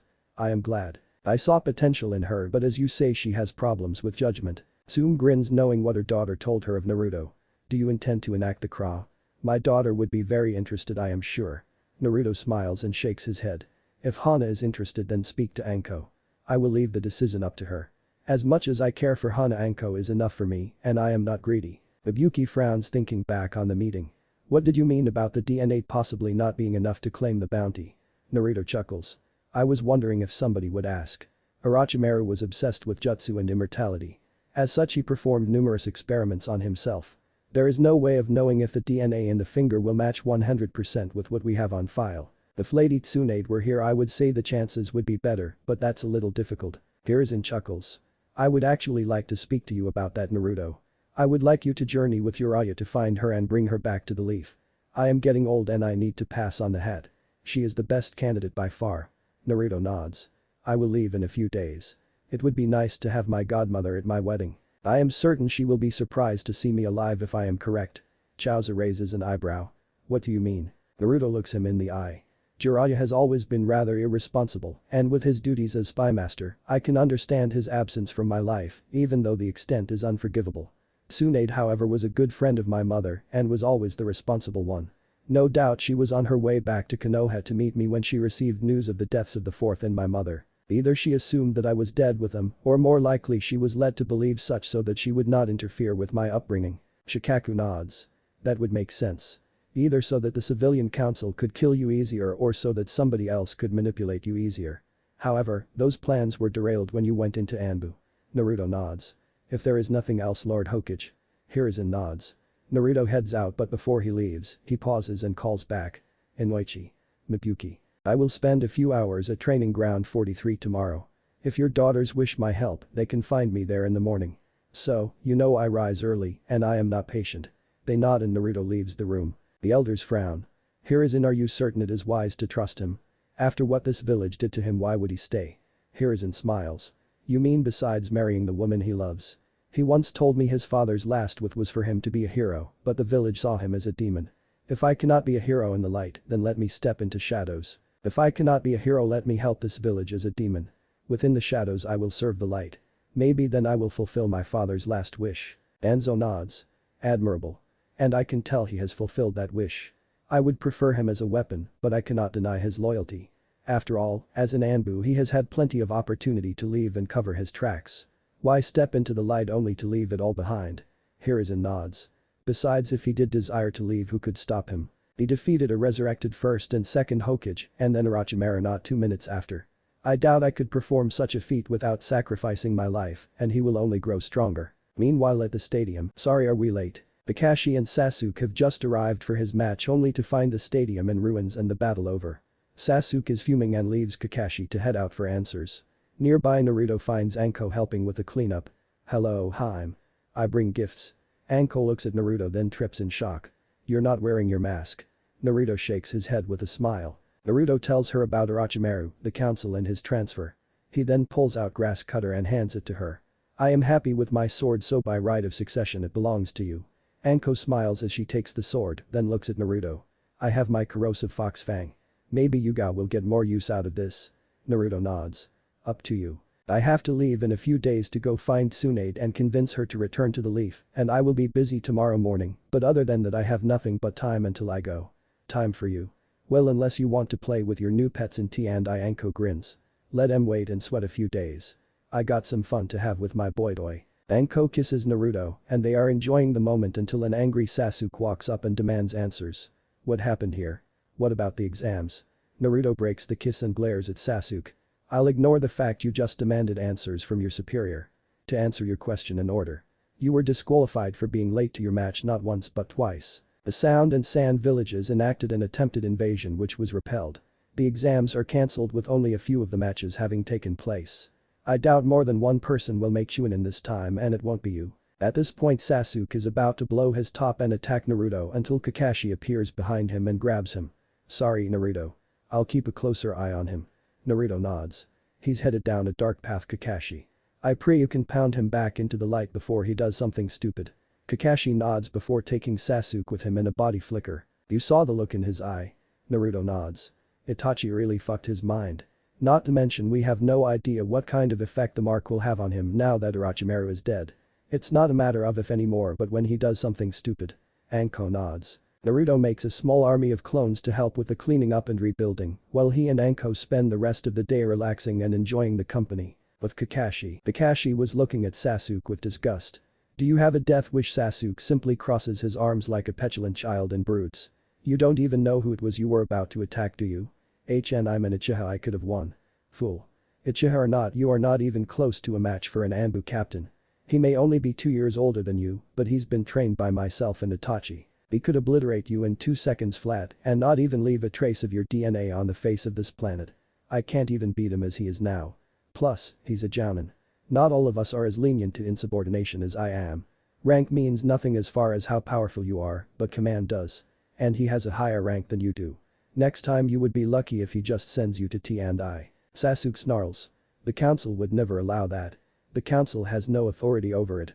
Besides, almost the whole civilian council was arrested today for breaking a rather dangerous law. Sasuke looks curious at this. Even Sakura's mother? Kakashi shakes his head. No, thankfully for her Naruto vouched for her innocence. She won't help you any longer though if you get in trouble. Sasuke, you must understand you are no longer untouchable. You are going to have to act less like an Uchiha and more like a true shinobi. The Uchiha were great ninja, but they were far too arrogant and it made them enemies. You need friends if you want the power to kill Itachi. You can't afford to be making enemies. Sasuke just walks off. Whatever. Kakashi looks after Sasuke's retreating form with shame. Dawn of the next day. Oh good. You both are punctual. Glad to know your sensei are not passing on their bad habits. Naruto looks at the two girls who are walking to him. They are confused. Your parents didn't tell you who I am or what this is about, did they? Sakura and Ino shake their heads. And I take it my voice isn't familiar at all. Ino squints in thought before going Bujid. Red Fox. Naruto grins his foxy smile. Bingo.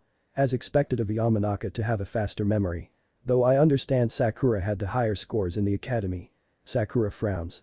Aren't Anbu forbidden to allow others to know their identities? Naruto nods. Yes. Besides squad mates within Anbu, the Hokage are those authorized by the Hokage. That is the case. For me until yesterday only Lord 3rd, Kakashi, Itachi Uchiha, the Anbu commander, Anko Mitarashi, Kurana Yuuhi, Yugao Yuzuki and Hana Inuzuka knew my identity. Up until a couple years ago you could have counted those last 3 out. Actually, they only knew the same day you all met me. Ino tilts her head. And the reason why we now know. Naruto smiles. It came time for me to step out of the shadows. I have transferred from Anbu duty to regular. I'm a Jounin now just like Kakashi. Naruto looks at Sakura. In case you were wondering why I know him so well, it's because he saved my life the night I got those scars, and then when I went into Anbu he and Itachi were my sensei. Sakura frowns. Not much of a sensei. Aside from Sasuke he doesn't teach us anything. Naruto nods. I was afraid of that. You can blame the civilian council for that. Unfortunately. He was ordered to focus on the Uchiha. Especially once he activated his Sharingan. Naruto shrugs. Well, the Hokage approved it for a number of reasons which may or may not come out later, but we can hope Sasuke's attitude improves. Thankfully the entire civilian council minus your mother were arrested yesterday for breaking an S-rank law. Normally that's punishable by death, but being on the council has some perks, I guess. Either way they're gone. Sakura frowns again. What law? And what's an S-rank law? Ino frowns because she knows the answer to that. An S-rank law is put in place when an S-rank secret is known to more than a few people. It's meant to keep that secret from spreading too far. Speak of the secret or allude too closely to it and it's death. Naruto nods and claps. Full marks for the clan heir. The law in question regards me directly, so I am the exception to it. Since I am comfortable with my situation now, I have no problem sharing said secret with you. Naturally your parents already know, so speaking to them about it is not a violation if you are careful. However, nobody else until the law is repealed. Am I understood? Ino and Sakura nod, both with faces full of curiosity. Good. Tell me. What do you know of the word Jinchuriki? Sakura, being the brainiac, answers. Means power of the human sacrifice. Naruto nods. That is the literal translation, yes. But do either of you know what the term means when applied to a ninja village? Ino and Sakura shake their heads. Naruto frowns. What do you know about Fuinjutsu? Ino frowns. I know it's a near lost art and really hard to learn. Most don't learn any before reaching Chunin, and then it's usually not much more than being able to make and use storage scrolls. Naruto facepalms. You know, I was hoping without me attending the civilian council wouldn't bring down the academy standards to the point where essential skills were cut. Just another thing I need to speak to the Hokage about. Naruto goes through the next 30 minutes explaining what a Jinchuriki is, how it's made, and how they are treated in general by their own villages. The last explanation horrifies both girls, causing Sakura to toss her breakfast. Ino, still pale but suspecting something in all this, asks. Why are you telling us this? Naruto smiles sadly. Can you think of no reason? Ino looks at him, then down to his stomach before whispering. That's the reason for those scars, isn't it? The villagers did that to you because of what you hold.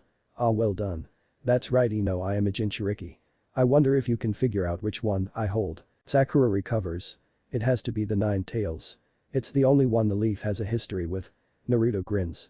Half points there, but yes, I hold the 9 tails. He prefers Kurama though. Ino raises an eyebrow. I shouldn't be surprised they have names. But I am. What did you mean by half marks though? Naruto nods. Well, for starters, the one-tailed raccoon dog named Shukaku was the beast which attacked during the invasion. His Jinchuriki is Gara of the Sand. Also, the first Hokage with his Mokuton captured and divided up all the tailed beasts among the major villages long ago to maintain a balance of power among us. So Konoha does in fact have history with all 9 beasts. Sakura frowns. That wasn't taught in the academy. Naruto nods. Much history is almost lost because of the reforms the civilian council made to the academy to help along their children. Would it surprise you to know both of you would have been competing for the position of dead last in the academy 30 years ago? Wait, what? Naruto nods. Not only has the curriculum taken a downturn, but also the physical requirements to pass the Genin test.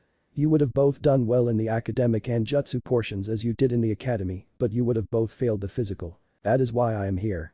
It seems you took my advice to heart but did not know how to use it. A mistake on my part, it seems. I should have taken social standing and personality into account when I gave it. Today I am going to run you both through some tests to find out exactly what you are capable of and how to improve your training. Let's start with diet. Last night I spent some time looking into both of you and found something disturbing. You're both starving yourselves. Ino shrugs. Well yeah, we don't want to get fat. Naruto shakes his head. I know you are missing 2 points in your calculations. Metabolism and exertion. The more you train, the better your metabolism and the more fat you will burn.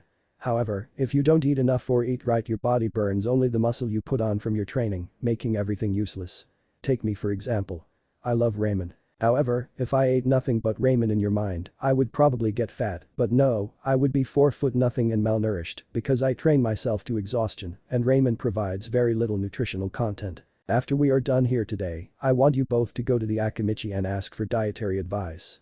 Make no mistake, nobody knows how to build a perfect diet better than an Akimichi. Remember what I said about not judging by what you see. Akimichi are rotten because they must be for their clan jutsu. They burn a lot of fat a lot faster than we do when they use them, so they need excess. Sakura and Ino nod. Now since I saw the record of your fight in the Chunin exams, I don't need to focus on that right now. We are going to focus on your chakra reserves and control. Also, your specialties. Ino cocks her head. Specialties. Naruto nods. Take Kakashi for example. He specializes in ninjutsu. Mitogai in Taijutsu. Kurenai in Genjutsu. Tsunade in medical jutsu. There are also sub-specialties, such as long range, mid-range or short range. However, one thing they all have in common is they all have an ace. Kakashi has exceptional Taijutsu and his Sharingan. Guy has the 8 gates. Kurenai double layers her Genjutsu, making them harder to break, and also has some training in Kenjutsu. Tsunade is known to be able to break a mountain with her fist. You two have no ace. Nothing to pull out to surprise your enemy when he backs you into a corner. That's another thing we will work on. Ino smiles. That's what you meant when you said Tenten should learn some elemental ninjutsu. Naruto nods and smiles. As you saw in the prelims, she lost to Temari because long and mid-range wind-style ninjutsu can counter most weapons. If she had a couple fire-style jutsu or long-ranged earth-style, Temari would have had a much harder time. Ino and Sakura nod and start to develop ideas. Now before we can improve anything, I need to assess you. Let's start with tree climbing. You both have learned it. 2 nods. And how many times do you think you could walk slowly up and down an average land of fire tree? Ino smiles proudly. 15, Sakura grins. 20. 22 if I want to exhaust myself. Naruto frowns. I am guessing you haven't done any training on that since you learned it. The two shake their heads. As I thought. Your sensei are dropping the ball. After you learned it, the next step is to master it. You need to be able to do it 100 times without tiring in the least and without even thinking. This will build your reserves and your control at the same time. Work on that. When you master it, then ask your sensei to start you on water walking. Look up information on chakra control and other related subjects in the shinobi section at the library or ask an available jounin. That's something often overlooked. It's frowned upon to take on another jounin student, but when asked for help it's encouraged to give it. Ino and Sakura are really paying attention. Next is accuracy. Naruto stands and pulls out 5 kunai and 5 shuriken, targeting 5 trees he carved targets on earlier. He tosses the kunai off course before he hits them with shuriken, and all 10 hit their targets. Ino and Sakura are visibly impressed. If you think that's impressive, then you are going to be disappointed. Itachi could do that at age 5 before he unlocked his Sharingan. That's standard in Anbu. I don't expect this of you, but I do want to see exactly how many targets you can hit as fast as you can. Now go. Sakura and Ino took their time and both hit 5 targets in under a minute. Naruto nodded.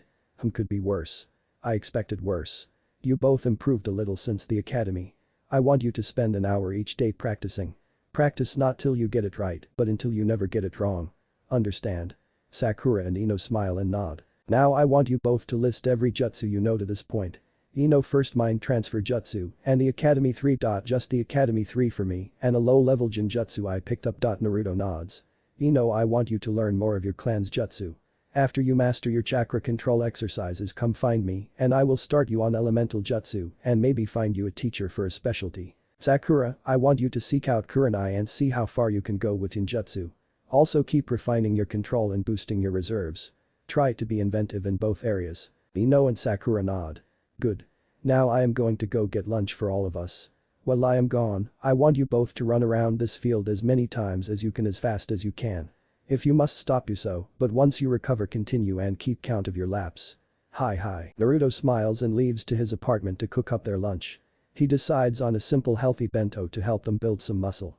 When he comes back an hour later both Sakura and Ino are on the ground panting. Smiling he walks over to them and hands them their lunch. They both eat rather happily noting how good it tastes. I'm glad to see you both taking this so seriously. You're doing well. How many laps did you do? Ino swallows. 25, Sakura frowns. 22 Naruto nods. Better than I expected but not quite up to standard for your rank. Don't feel too bad Sakura. Ino comes from a clan. Not a physically orientated one but it helps. The fact you are both so close is a result of effort. I want you both to do this twice a day 5 times a week until you master your chakra control exercises, then tell me how many laps a day you can do. This will work on your stamina and speed. After that I will modify your regimen but do this first. 2 nods. If you push yourselves and focus on your training and new diets, I expect you will start seeing results within a few weeks. Within 3 months I expect you will be close to or already coming back to me for advice. But don't push yourselves too hard. A day of rest can mean the difference between an optimum training regimen and a pulled muscle or a week-long stint in hospital for chakra exhaustion. Ino and Sakura smile and nod. Thanks. Naruto nods and smiles. In a few days I leave the village on a mission. I will be gone for a while. When I return, I will check in on you every now and then. Naruto gets up to leave but stops to turn back. Oh, one more thing. Don't be afraid to ask other jounin or other team sensei for advice. You might find some interesting information if you do. Hi. Naruto waves over his shoulder as he leaves. One day outside Anbu and you're already fixing half the problems in this rotten village. Maybe you should be Hokage. Naruto chuckles and smiles. Thanks, but no thanks Kurama. I have no need to be Hokage just to fix the problems here. Nor do I want the responsibility or the obligation that comes with it. Kurama chuckles. So, teacher, soldier, killer but not politician. Ha, I agree you can do the worst things and still be less evil than a politician. 3 days later, Naruto is walking by the hot springs and finds a man in an unusual outfit with white spiky hair tied back in a ponytail, giggling like a pervert with his face against the fence of the women's side of the hot springs. Naturally Naruto is ticked off. Naruto taps him on the shoulder. Bug off Brad, I'm in the middle of my research. Naruto moves to hit him over the head when the man moves and Naruto feels a spike in chakra above him. Rolling his eyes Naruto unsheathes his sealing blade and swipes the giant toad above him, sending him back to the summons realm before tapping the sword on the old man's shoulder, gaining his attention and a bead of sweat. That would work on most people Jiraiya but not me. Now get up before I cut off something you would rather not lose. Jiraiya does as asked but frowns. Geez, what did I do to piss you off kid? Naruto looks him in the eyes. Ever heard of the Ice Queens of Konoha? Jiraiya nods. You know what they do to perverts? Jiraiya pales and nods. They are some of my best friends and one of them is my fiancée. She's currently on the other side of that wall. Naruto points at the wall he just found Jiraiya at and he pales thinking this kid might be seriously thinking of doing bodily harm. Hey sorry kid. I didn't know. Naruto scowls and looks Jiraiya in the eye. If you weren't slated for a mission with me, I would call her out to deal with you. Trust me Anko is very talented at dealing with your kind. Now shut your mouth, grab your stuff and follow me to the Hokage Tower. Naruto sheaths his sword and turns on his heel walking away. Who the fuck is this kid? I didn't sense him coming. He dealt with my toad like it was nothing then he orders me about like he's used to command. And he said my name like he knows me. I've never met him before though. These are Jiraiya's thoughts as they head to the tower and until he walks into the Hokage's office. Found him Lord Third. Just where you said he would be and peeking on Anko at the hot springs. Hiruzen pales at the thought. Jiraiya, you have no idea what Naruto just saved you from. Jiraiya frowns at the name then at the thought. I know the Ice Queens are nasty to perverts, but surely Anko isn't as bad as Tsunade. Hiruzen shakes his head. A few years ago, I would have paled at the thought, but since getting together with Naruto, she's become much more vicious as she takes it personally. She won't kill you, no, not even close. She will torture you to the point you will wish you are dead, then have Inoichi wipe out the memories of what she did but leave the memory of pain, then do it again. He does it too because the last time he refused his wife threatened to ingrain an image of a naked guy and Lee into his mind performing their sunset genjutsu. Naruto being prepared pulls out a bucket so that Jiraiya can empty his guts. He was about to recover before Naruto opens his mouth. And that's if she's in a good mood. Jiraiya fills the bucket and is lying on the ground in a fetal for a full 5 minutes before he can stand. I feel sorry for you kid. Naruto sneers at the man. You have much to be sorry for Jiraiya, but that's not something on the list. Naruto stands up and turns to leave. Find me at the gate when the old man has briefed you on our mission. Naruto leaves and Hiruzen shakes his head. Old man, who is that kid? The way he speaks and acts is like a veteran shinobi, but he's only a kid. Hiruzen scowls. You truly don't know? Don't recognize you Ongatsun huh? Well considering you never even visited him I shouldn't be surprised. But the fact you don't know means you have not been doing your job as spy master well. The fuck old man? I heard he died and that was the last I heard. Then you should have come to me to confirm the information instead of abandoning your charge. Hiruzen is shaking with anger. Let me tell you something my old student. I have seen him do many things, but I have rarely seen him show anger. And never to the extent he did with you. If he was not so keen on the idea of having his godmother at this wedding, I doubt he would have ever spoken to you. You left it too long and now he has nothing to gain from you. If you are lucky, he will just ignore you completely. That still doesn't explain the way he is. Hiruzen rubs the bridge of his nose and explains what happened and the events to this day. Jiraiya frowns. Anbu huh? Well that explains the skills and the air of command. Minato would be proud. And you said he killed Orochimaru? Hiruzen nods. How? He completed the Rasengan. The first and second Hokage labeled it as S rank and possibly double S rank. Jiraiya pales at the thought. Now your mission is to convince Tsunade to return to the Leaf. Preferably to become Hokage, but if she returns and stays, I will consider it a victory at this point. Jiraiya nods. I do not own Naruto. 3 weeks later outside Tanzaku town. Jiraiya if you don't stop your peeping until we find Tsunade I will shove a Rasengan up your ass.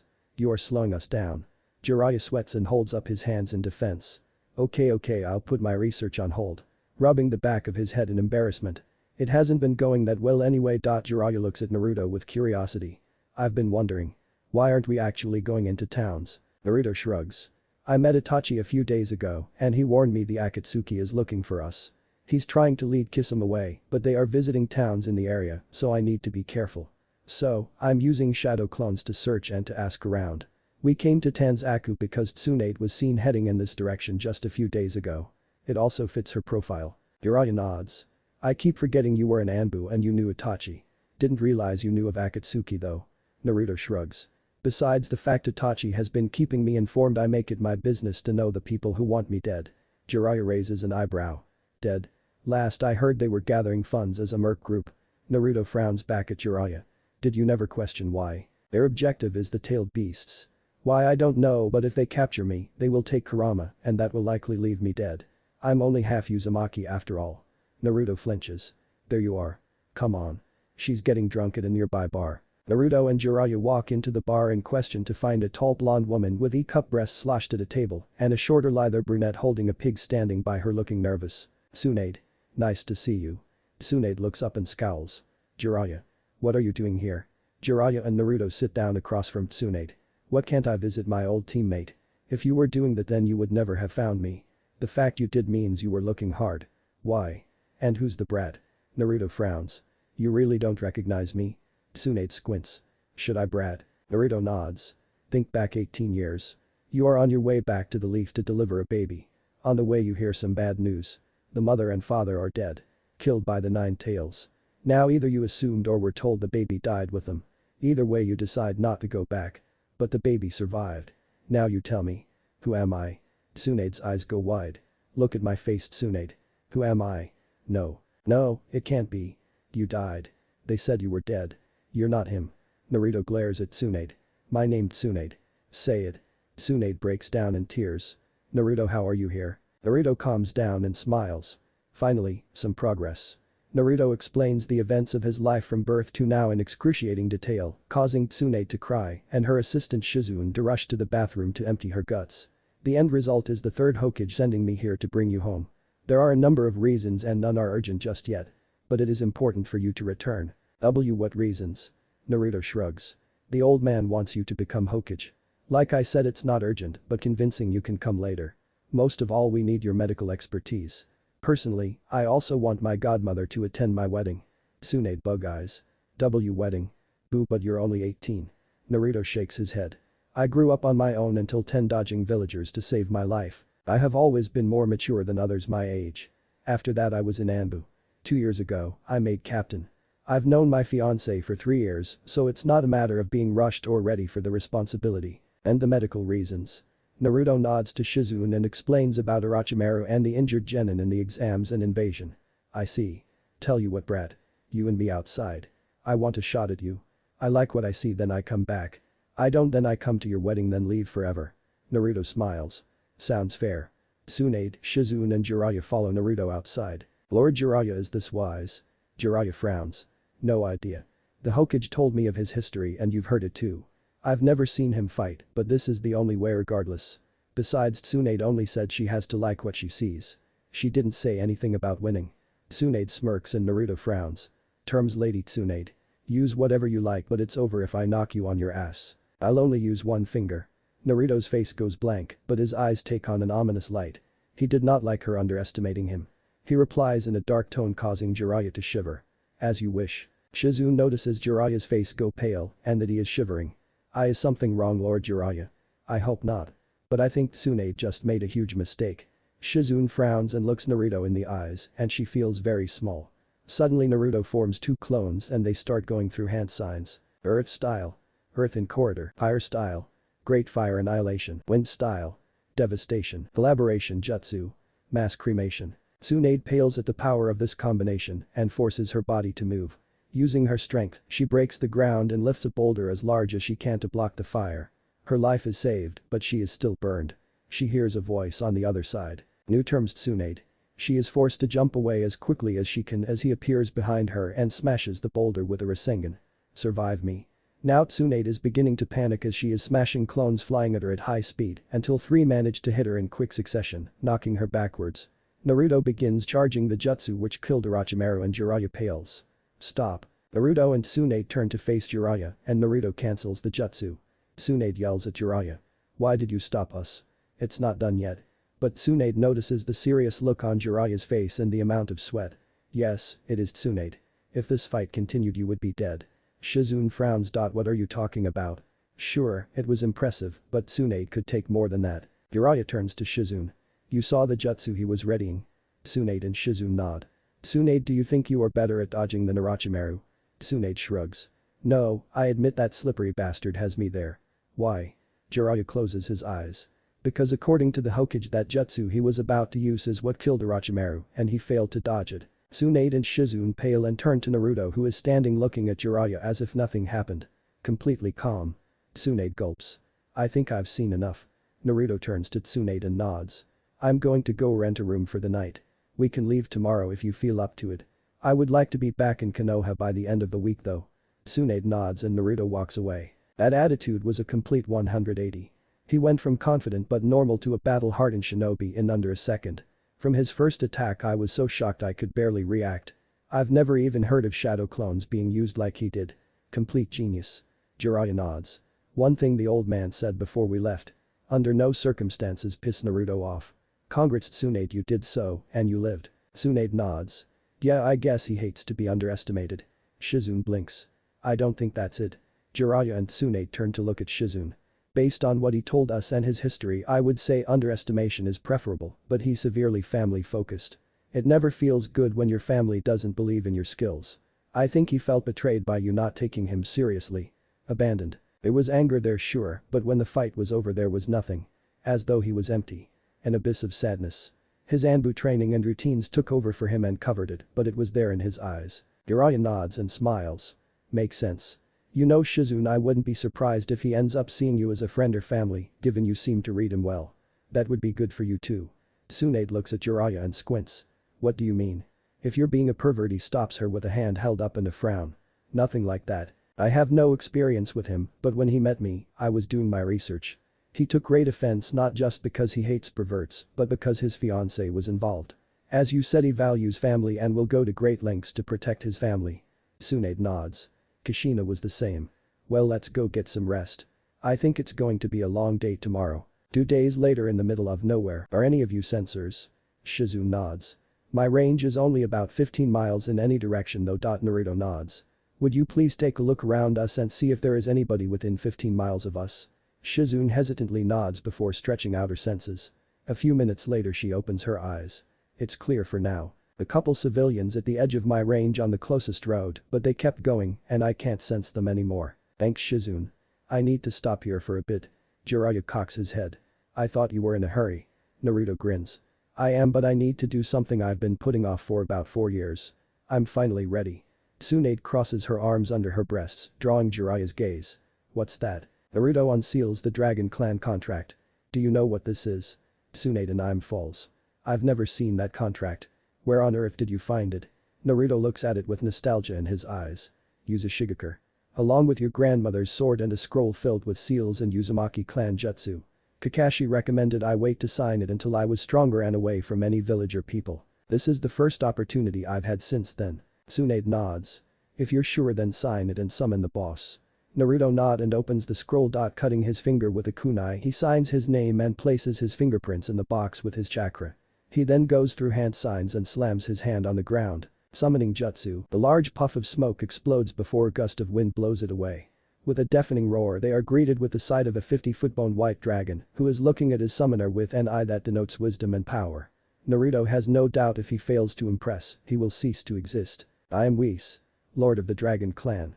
Who are you to have summoned me? Crimson One. Naruto kneels in respect but keeps eye contact without flinching. I am Naruto Uzumaki Namikaze, and to protect those I love I seek power and allies. The dragon cranes his neck to look Naruto in the eye, noticing a lack of fear. Smiling internally, he likes what he sees. Brave, intelligent, humble and noble. You embody the highest values of the dragon Naruto. I would name you summoner right now, but our laws insist I test you. Dragon scales are incredibly hard. You must survive for 5 minutes as I try to kill you or strike a blow hard enough to make me feel it. I will warn you there have been many over the centuries to try this, and all have failed and perished. Will you take my test knowing this? Naruto rises to his feet and looks the dragon in the eye with a smile. I suggest you all retreat to a safe distance to watch. Haha, I might actually have to use my full power for this fight. Naruto's eyes change as the others pull back to the edge of the field they are on. Tsunade no interesting eyes you have. This might be fun. Let's begin. With a mighty roar the dragon takes off in flight and unleashes a torrent of flame the likes of which the spectators have never seen. About to rush to his aid they stop when they notice Naruto standing still in the middle of the scorched earth completely unharmed before they lose sight of him. Shizune points. Above.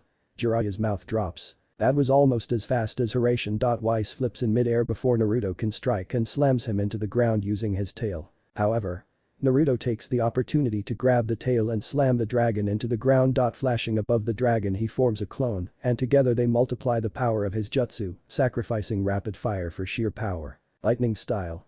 Rasen obliterator. The sheer destruction of the jutsu shocks them all. The resulting dome of crackling energy expands destroying everything in its path until just a mile away from where they are.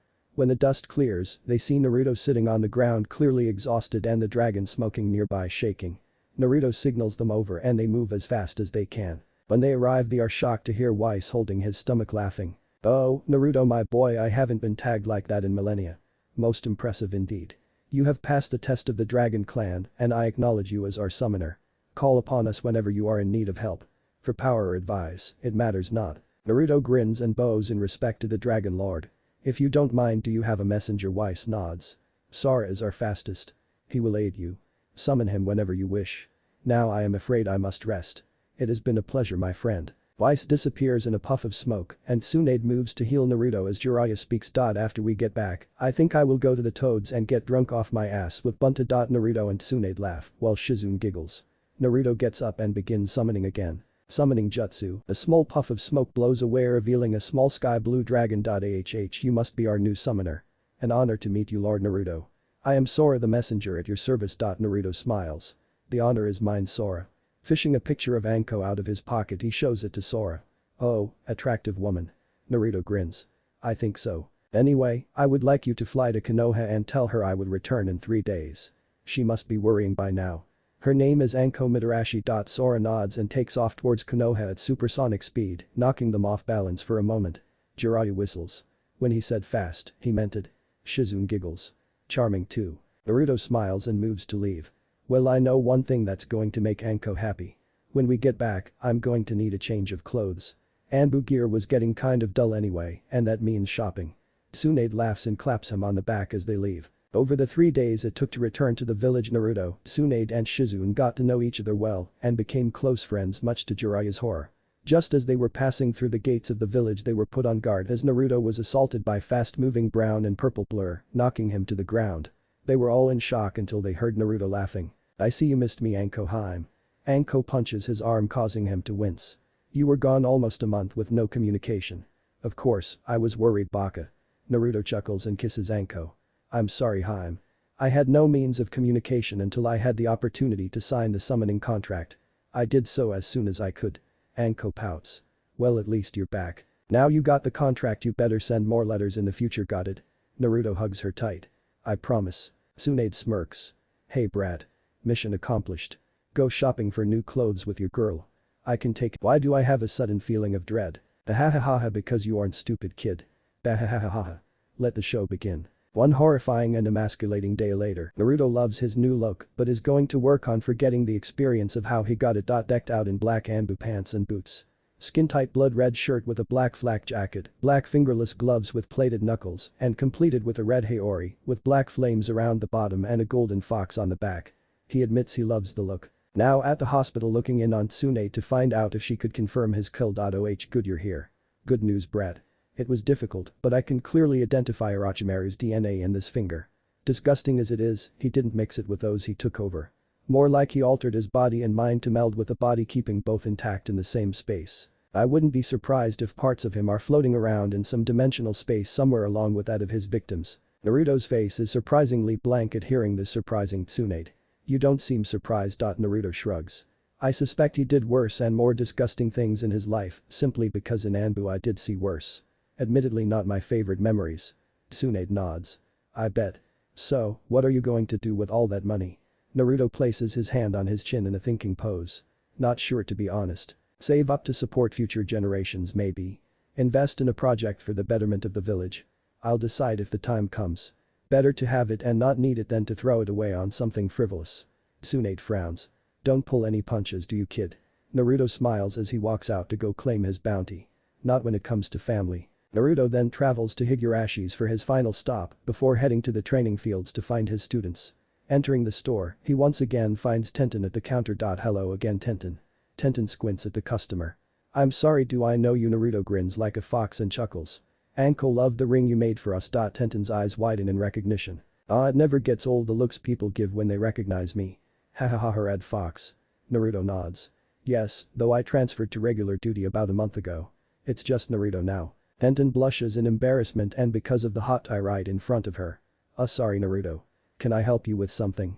Naruto nods and gets down to business. Two things as a matter of fact. First, I need 2 chakra litmus papers. Second, I need another custom jewelry job if you are up to the challenge. Naruto hands her the design for a new ring. Interlinking Uzumaki swirls topped with an Amikaze crest being circled by a gold dragon and jade snake. The design once again stuns Tenten with its beauty. Naruto, you have a real talent for jewelry design. Same materials. Naruto nods. If you have enough for 2. If not, I can give you more of those kunai. Tenten pouts cutely and begins her calculations. If you have 1 more of those kunai on you, it would definitely help. As to price, they will add up to about 9,000 ryo each. It's a bit more than the last one because the design is more intricate and it'll take a couple weeks. Naruto nods with a smile and hands over the kunai and money. Anbu pays well, I take it. Naruto grins. It's not easy work and many people don't deal well with what you have to see and do, so yeah, it pays pretty good. Then there is the perks too. Bounties are easier to find on Anbu duty, for example, as are a lot of unique weapons and other things. Most people rotate out after 2 or 3 years though. If you aren't extremely stable, it can wear on your mind and there have been a few who went insane or psycho. You don't sugarcoat anything, do you? Naruto shakes his head as she hands him the litmus paper. When I said you would do well in Anbu, I meant it, but it's not for everybody. If you ever take it up and would like some advice, feel free to look me up. I hold most of the records in Anbu now. Naruto grins as he walks out. I wonder what he means by records. Heard about that once. It's like a game to them to keep score on certain things as a personal challenge. It's a coping mechanism. Anything from time served, number of kills to fastest time from point A to point B. Impressive if he holds most of them. Some of them have been around since the second Hokage was in power. Wow. What do you think, Dad? Should I work to enter Anbu? I think it's up to you. But if you do, I want you to work hard and train harder. Anbu are the best of the best and I want you to make a name for yourself and come out alive and whole. Tenten smiles and nods, having found herself a role model and goal. Ino and Sakura are walking back to the training field to continue their training after their lunch. They've changed quite a lot over the past month. Both growing several inches and putting on a respectable layer of muscle. Much to both their delight, their assets have grown as well. Both are now considered the hottest girls of their generation and neither is hurting for attention. Once they arrive, they both stop when they notice a familiar Reed seemingly taking a nap under the shade of a tree. Ino grins and they rush to see him. Naruto. Naruto opens his eyes with a smile, looking at the 2 beauties running towards him. Hello girls. You two look like your training is paying off. Ino bounces up and down in excitement, causing a jiggle which has knocked out many men with nosebleeds. It's been great. We've been beating the boys off with a stick. Naruto laughs. Good. An attractive body brings self-confidence. And your chakra control. Sakura grins. Mastered. And Ino is almost done with water walking as well. Naruto smiles. Laps. Ino smiles. 100 in an hour. Twice a day. Naruto grins wider. I'm impressed with your growth. Keep this up and you two will dominate the next Chunin exams. Ino and Sakura high-five each other. Okay, settle down girls. Now for the next stage. Here are chakra litmus papers. Channel chakra into it and it will tell you your affinities. Lightning will make it crumple, fire burns, water soaks, wind cuts and earth crumbles. You first Sakura. Sakura's paper soaks and crumples. Water and lightning. I can help with lightning and so can Kakashi. For water Yugao I believe has that element. Now you Ino. Ino's paper burns and cuts and a third part gets wet almost unnoticeably. Nice fire and wind. A great combo. Also, a very weak water element. You know you're both lucky. Sakura frowns and blinks. Why's that? Naruto smiles.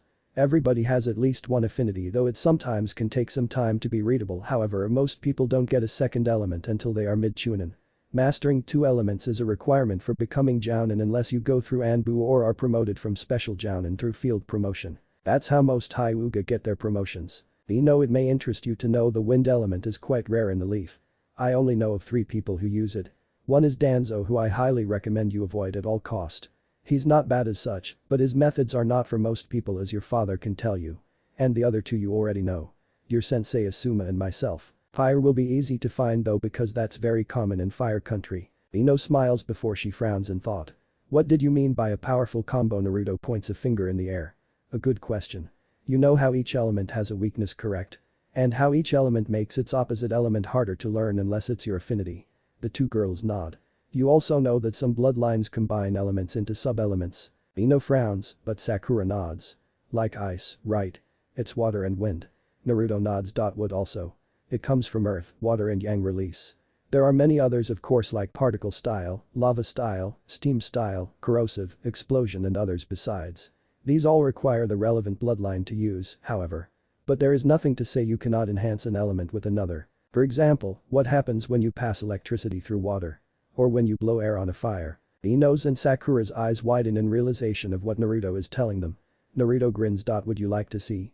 Ino and Sakura nod.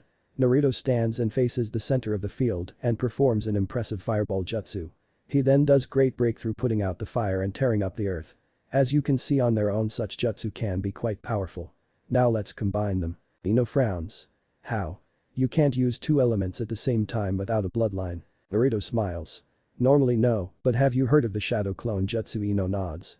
It's a kinjutsu which divides your chakra equally to create a solid clone. It's commonly known among jounin. Are you saying by using a shadow clone you can use 2 different elements at once? Naruto nods. Or 3. I made a nice earth, wind and fire combo a while back, as Tsunade can attest to. Now watch this. Shadow clone jutsu, fire style. Fireball jutsu, wind style. Great breakthrough. The result was a fireball 5 times the size of the first one, astonishing the girls. You see? Sakura nods. I can't unsee that. Naruto chuckles. Believe it or not, I had the same reaction the first time I saw collaboration jutsu. It's a Chunin level skill requiring great teamwork. See, too much wind and you put out the fire. Too much fire and it will blow up in your face. Ino nods. Oh, by the way Ino, have you learned any new clan jutsu? Ino grins. I learned mind destruction and mind walker. Though daddy was hesitant about teaching me the last one. Naruto nods in understanding. Something I forgot to tell you last time Ino, and this is important. As you know, your mind jutsu have some major weaknesses, so don't rely too heavily on them. But most importantly, never use them on a Jinchuriki. Ino frowns. Is it dangerous? Naruto nods. Extremely. Jinchuriki share a space in their mind with the beast in question, and they don't take kindly to intruders. Physically they can't hurt you because they are sealed, but they can damage your mind. Kurama tells me there have been times in the past where minds were completely destroyed, leaving the person as a vegetable, and he can remember where the person's brain boiled and leaked out his ears. Ino pales and Naruto grins. So, remember, if you ever want to meet Kurama, then you gotta ask first. Ino whips her head in Naruto's direction. You mean that? Naruto nods. He's been locked up over 100 years, Ino. It's not so terribly entertaining in there, just looking at my memories or my life as I see it. Ino frowns then smiles. I'd admit the idea of talking to him terrifies me, but the opportunity to do so safely is tempting. Some other time maybe. Naruto grins and nods. Okay Sakura Genjutsu. What have you learned? Sakura frowns, sadly not much. 2 new Genjutsu, but I have trouble sometimes. Naruto nods and closes his eyes to think. I take it you have trouble picturing what you want the victim to see. Sakura nods. Genjutsu might not be your thing then. Maybe medical jutsu then. Don't give up on the Genjutsu, but try fit in some time at the hospital sometime. Sakura nods with a smile. Okay last thing for today is physical training. Now you've both done well so far, but to proceed from this point you need weights. When you get the chance, I want you to go to Higurashi's and purchase a set of chakra weights for yourselves. Use them while you continue training.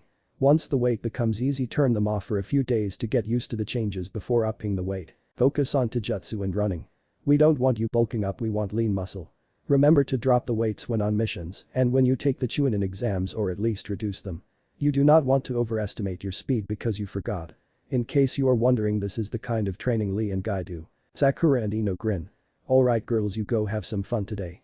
I'm going to go see if Anko is still having fun with her pin cushions or if they took away her toys and put them in cells yet. Ino and Sakura are confused at the terminology and decide to ask their sensei about it later. Ino looks at Sakura and smirks. Want to go to the hot springs and make out? Sakura looks at Ino like she's stupid before Ino feels a pinch on her ass and notices Sakura running in the direction of the hot springs and rushes to join her. Nearby 3 boys who were curious about who the Redeed was and what he was doing with the hottest girls in their class are now picking up their jaws off the ground and a certain Cyclops is giggling perversely and having a severe nosebleed.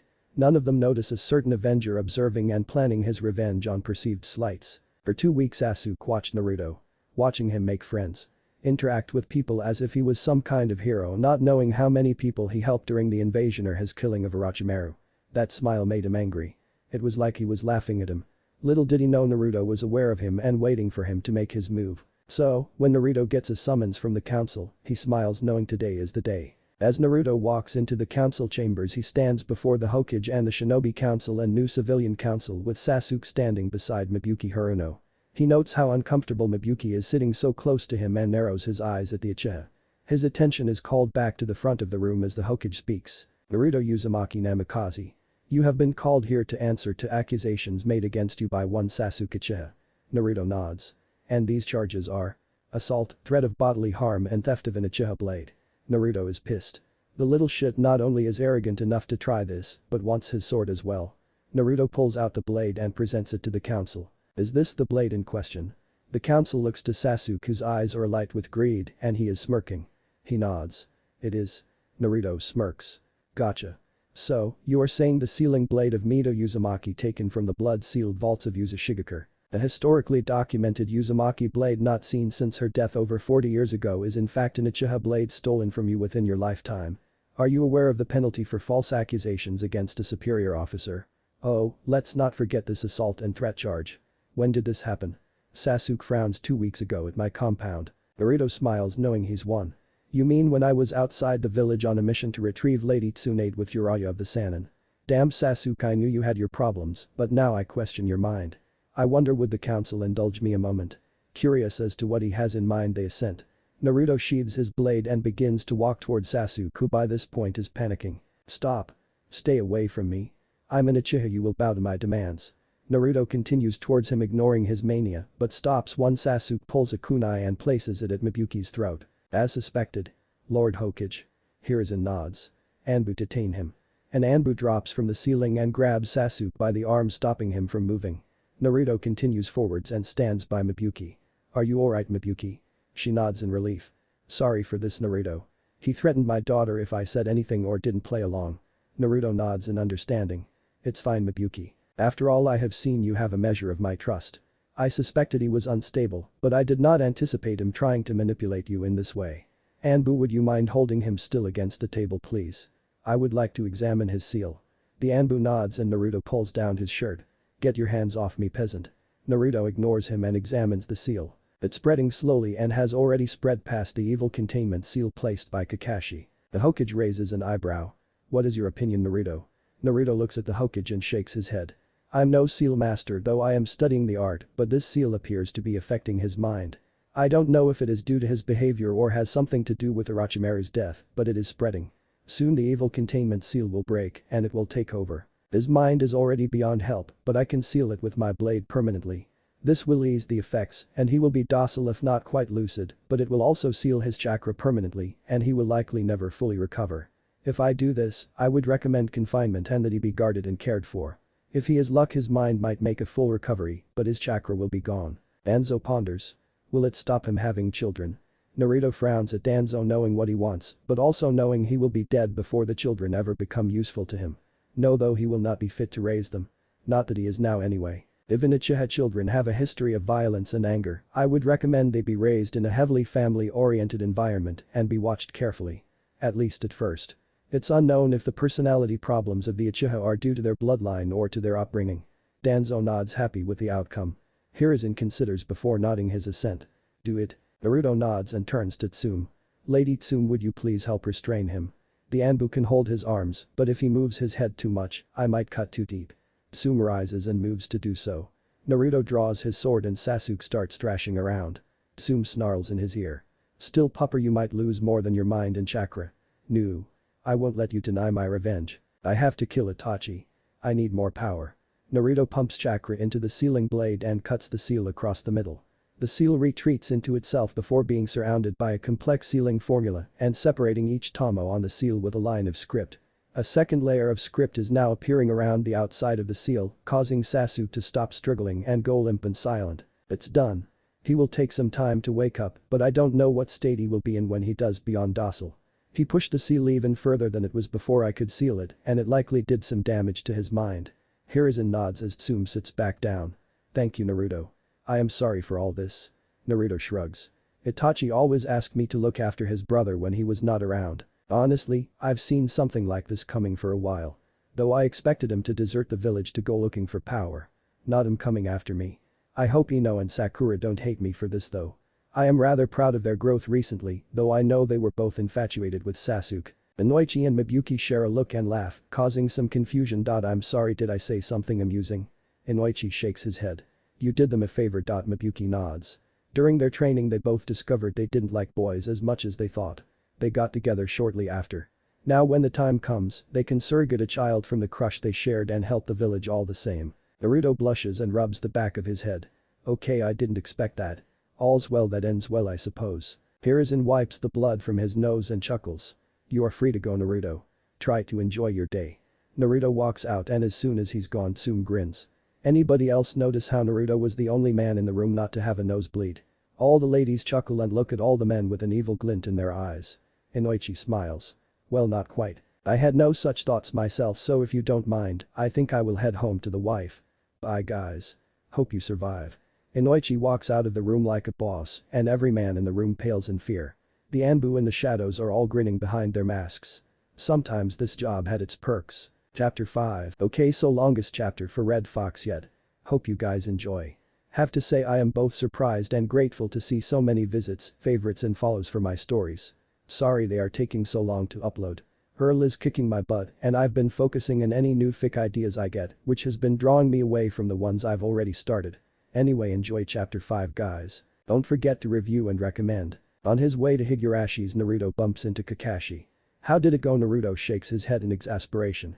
Tried to falsify accusations against me, then when confronted held a civilian council member hostage. Sakura's mother in fact and threatened harm to Sakura if she didn't play along. The cursed mark is sealed along with his chakra and his mind. Permanently. I see. Sakura will be devastated. Not to mention our team now needs 2 more members since Danzo pulled Sai from active duty. Naruto chuckles. Sakura's not going to be as choked up as you think. As to your team troubles, I understand Asuma's team is also down a member and Ino has improved as much as Sakura. Guy's team as well with Tenten and Kurenai's team with Hinata. All of them had at least 1 member advance in the last exams. Way more than expected. Seems they impressed in the invasion. Kakashi considers. I take it you had something to do with this?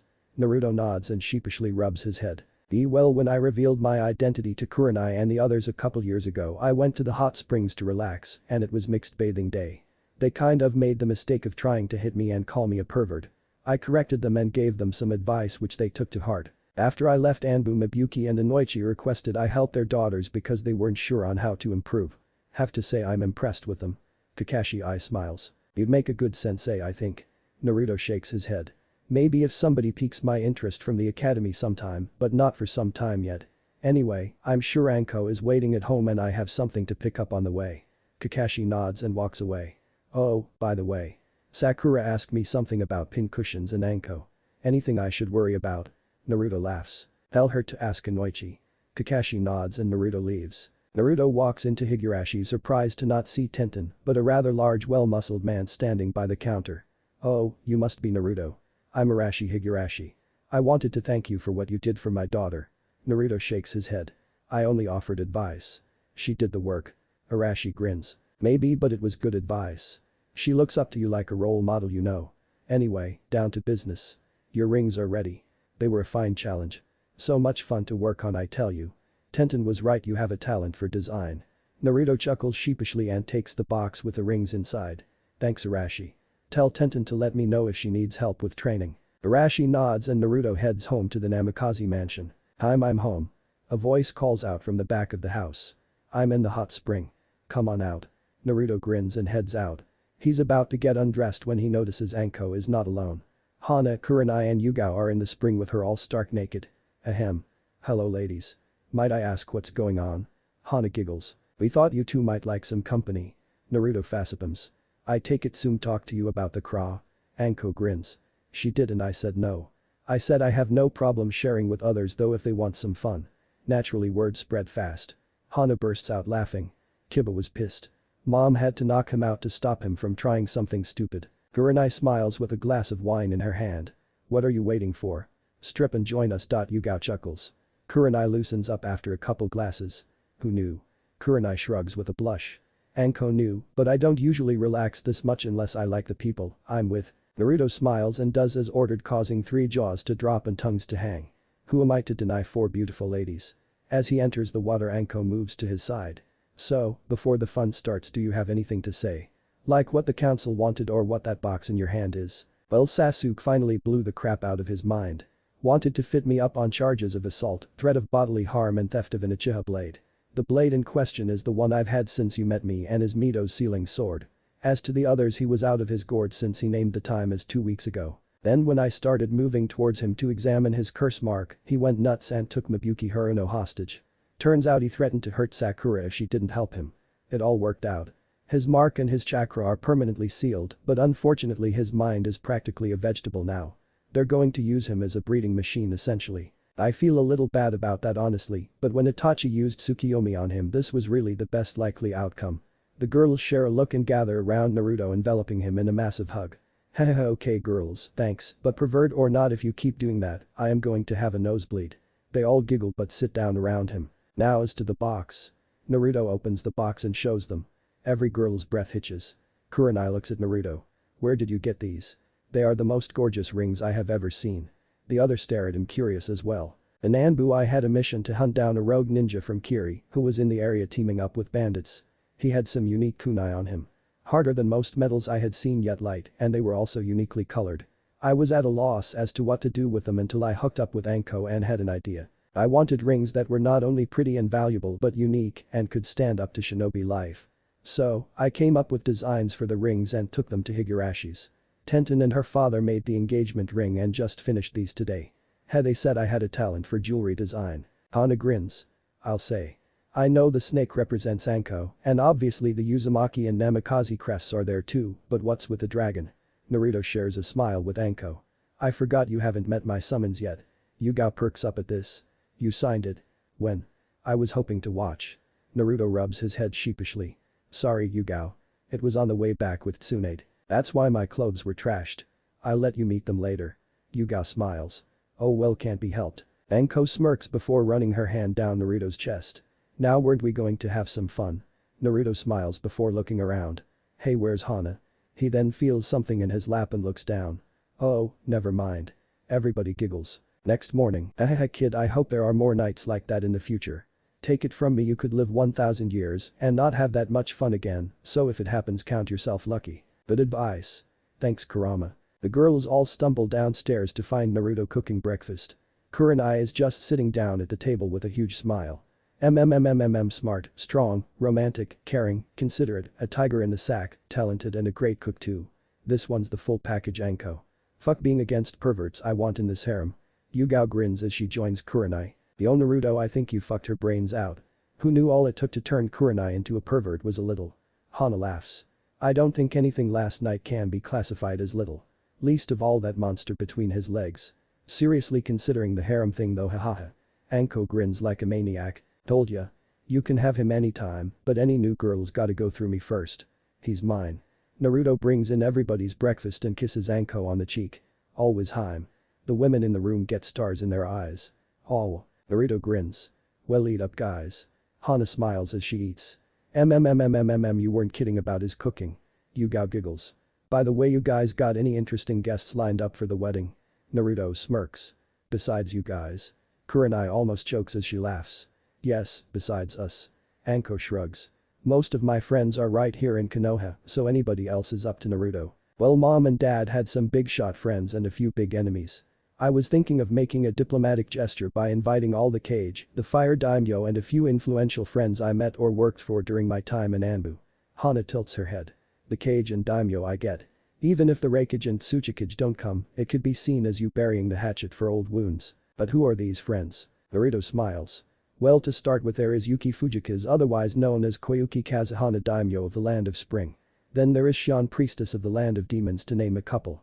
Yugao smiles. I remember them. Both were kind of snobby and whiny until you helped them. Yugao smirks. If I remember right, both wanted you to marry them and father their children. Naruto nods. And I turned them down and we remained friends. Besides, if I did, then I would have had to leave the Leaf, and you know how much trouble that would bring. Nobody could afford that. Yugao nods. You know, now that I think of it, most of the people outside the Leaf I make friends with end up being nice but weird. Anko smirks. Speaking of weird people. Have you heard the old man finally convinced Tsunade to take the hat? Naruto looks surprised. Wow. Here I was thinking fat chance. When is the ceremony? In a couple months. Hana smiles nice. Oh, did you hear about the civil war in Kiri? It's over and the new Mizukage is the leader of the rebellion. Mate Terumi. Naruto nods. Heard about that. Kakashi's first C rank with his team was in Wave, where they encountered Zabuza and his apprentice. While they were fighting, their employer betrayed them and Zabuza killed him and looted his mansion, calling a truce with the Leaf team. Apparently, he returned to the rebellion and bankrolled some mercenaries to help overthrow Yagura. Yugao frowns. Shame Yagura went nuts. I'm told he used to be a really nice guy. Naruto shrugs. I asked the Hokage to take Mei up on the offer to help with it since it seemed fishy, but he's dead, so any evidence as to what happened to make him change is gone with him. The reaction to a Jinchuriki body has when they die is violent. Hardly anything survives unless you are a full-blooded Uzumaki. The brain practically melts and the organs liquefy. Almost nothing remains of the seal either. Full-body Biju cleaning service, as Kurama says. Hana frowns. Really? Naruto nods. It's why the Uzumaki were so sought after once Yuzu fell. We make perfect Jinchuriki. If Kurama ever escaped or my seal broke, there is even a small chance I might survive it if I got quick medical help. Mom survived it until Kurama drove a claw through her stomach. Kurenai's eyes widen. She did. Naruto nods. Even had enough strength to hold him down with her adamantine sealing chains. Can't blame him though. Even if he wasn't under Jinjutsu, would you want to be sealed into a screaming baby after nearly a century of captivity? Hana frowns as she thinks of it from that perspective and decides she can't. Hard to argue with that. Yugao smiles. So, what do you two have planned for today? Anko groans. Some scrub newbie decided to play big fish last night and screwed up an interrogation I was working on. Set me back weeks. I gotta go in and start on fixing it before putting the fear of Kami into the runt and teaching him how it's done. Naruto chuckles. Last time that happened, the newbie quit the next day cause he found he didn't have the stomach for it. Hana giggles. Oh yeah, I remember him. He tried to ask me out a week after, and when I told him Anko was my friend, he went into a screaming fit and Inoichi was called in for emergency therapy. Yugao grins. And you, Naruto? He shrugs. Lord Hokage asked me to look over the latest academy recruits to see if any are worth training. I'm not hopeful, but I'll take a look. If any show promise, I'm not against giving advice or subbing when needed, but it's gonna take something special to get my interest in a team. Meantime, if anybody wants to meet my summons, I intend to give a demonstration to the students after lunch as a favor to Iruka. Yugao is quick to reply that she will be there, much to the amusement of the whole table. Kurenai says she will bring her team as well. Hana smiles but shakes her head. Sadly, we had a fair few animal injuries over the past month and I will be busy, but I'm sure I will meet them sooner or later. Anko grins. Yeah, sorry, but work calls. Besides, you promised more letters whenever you are away on mission, so I will see them. Naruto nods and pecks her on the cheek before he takes the dishes and hands them to a clone to wash. As Naruto walked into the academy and stood outside the classroom Iruka was in, he listens and thinks. Wonder what my life would have been like if that night never happened. Ahahaha, probably a happy annoying idiot with no knowledge of me or his parents, barely scraping by in his studies before lucking out and learning the shadow clone jutsu from a scroll he happened to steal out of desperation to please his traitor sensei. Naruto chuckles. Either you have a great imagination or you are tapping alternate realities. Kurama smirks and chuckles. Life in a cage will do that to you. As Naruto is contemplating this, he hears Iruka introduce him. Now class, we have a special guest today. One of our most famous and strongest Anbu captains is coming to observe our class as a temporary aide and later will be giving you all a demonstration. Please welcome our own Red Fox Naruto Uzumaki Namikaze. Naruto steps through the door and looks at the class with a small smile on his face. Hearing the disbelief in the voice of one particularly loud boy in Kill Me Orange, he shudders in deja vu for some reason. This guy, but he can't be much older than us. Iruka frowns and moves to use his big head jutsu to silence him before Naruto holds up a hand to stop him. So, you think age plays any role on rank or how strong I can be? The boy mumbles and the rest of the class listens attentively. Let me tell you a story. First, know that a ninja is almost never what they appear. Age, sex, size, even what you wear. These things mean nothing. Some might say that your outfit is unfit for a ninja and you are too loud. However, I know for a fact even in that outfit I could prank every member of Anbu and never be noticed until it was too late. In fact, I wore something similar as a child and did exactly that. Never let what you see be what you judge a ninja by. That is your death. Let me tell you, I never entered into the academy. If I did, I might never have graduated for reasons you may find out later.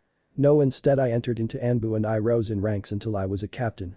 Who here thinks as soon as they graduate, they will be rescuing princesses and fighting glorious battles? Nearly half the class raises their hands excitedly. Naruto nods. The academy does nothing to burst that bubble because it's a running joke, however I believe being a shinobi is not a joking matter, so I will burst it right now. Once you become genin and if you are accepted by your sensei, you will be doing D-rank missions for up to 6 months or longer. A year if none of your team belongs to a clan. Shorter if you are lucky. D-ranks. As in chores. Later, once you become Chunin, you might be assigned an escort mission of B rank or higher, in which you might rescue or guard a princess. But the battles are rarely glorious. Ninja are highly paid mercenaries for their village. We serve our cage and do as ordered. Nothing more and nothing less. If you are told to kill, you do it. Torture. Do it. Seduce and fuck your target to obtain information. You guessed it, you do them. He shrugs. Though you won't have to worry about those last 2 or 3 until you are at least Chunin unless we break out into war. Now we are ninja and not drones, so there will be times when you can and must question orders.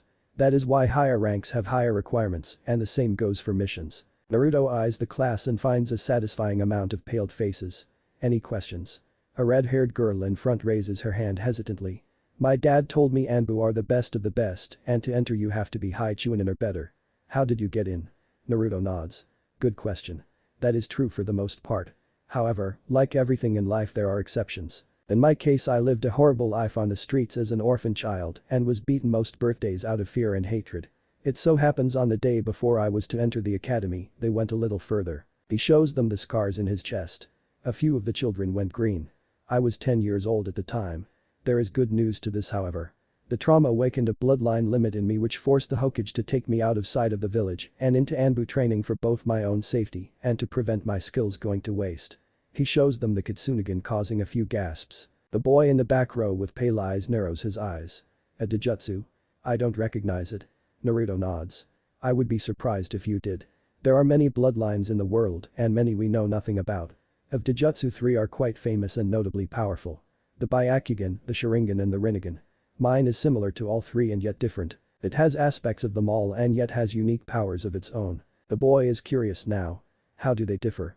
I've never heard of the Rinnegan either. Naruto nods. The Rinnegan, also known as the Eyes of Samsara. This was the Dojutsu of the man known only as the Sage of 6 Paths. I will leave it to Iruka to teach you of him and the rumored powers of that one, since nobody knows them for certain. As for the others, the Byakugan gives 360-degree X-ray vision and allows the user to see a person's chakra network in great detail. The weakness is a small blind spot of which the location and size is different for each user. The Sharingan allows one to copy jutsu as long as the user can see the hand signs and it does not require a bloodline to use. It also allows the user to read, predict and copy the movements of an enemy including expert Taijutsu maneuvers. The weakness is even though the user perceives actions in slow motion if they are not fast enough to keep up then it's useless. Also, if active the person has an eidetic or photographic memory, so say they see something particularly traumatic like the murder of their family while it is active, they will remember it in excruciating detail. The Sharingan also has an evolved version called Mangekyo which I might go into another day. The boy blinks. This is interesting. Clearly more information than Iruka has been giving them. And your own? The Kitsunegan. A variation on the Rinnegan.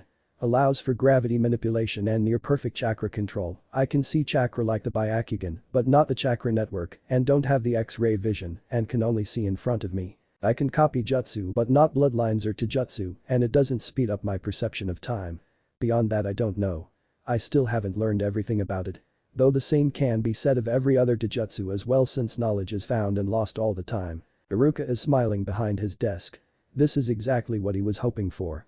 Nobody knows more on these subjects than Naruto. And unlike others Naruto would tell it like it is without sugar-coating it. What came next he was not expecting though. Tell me.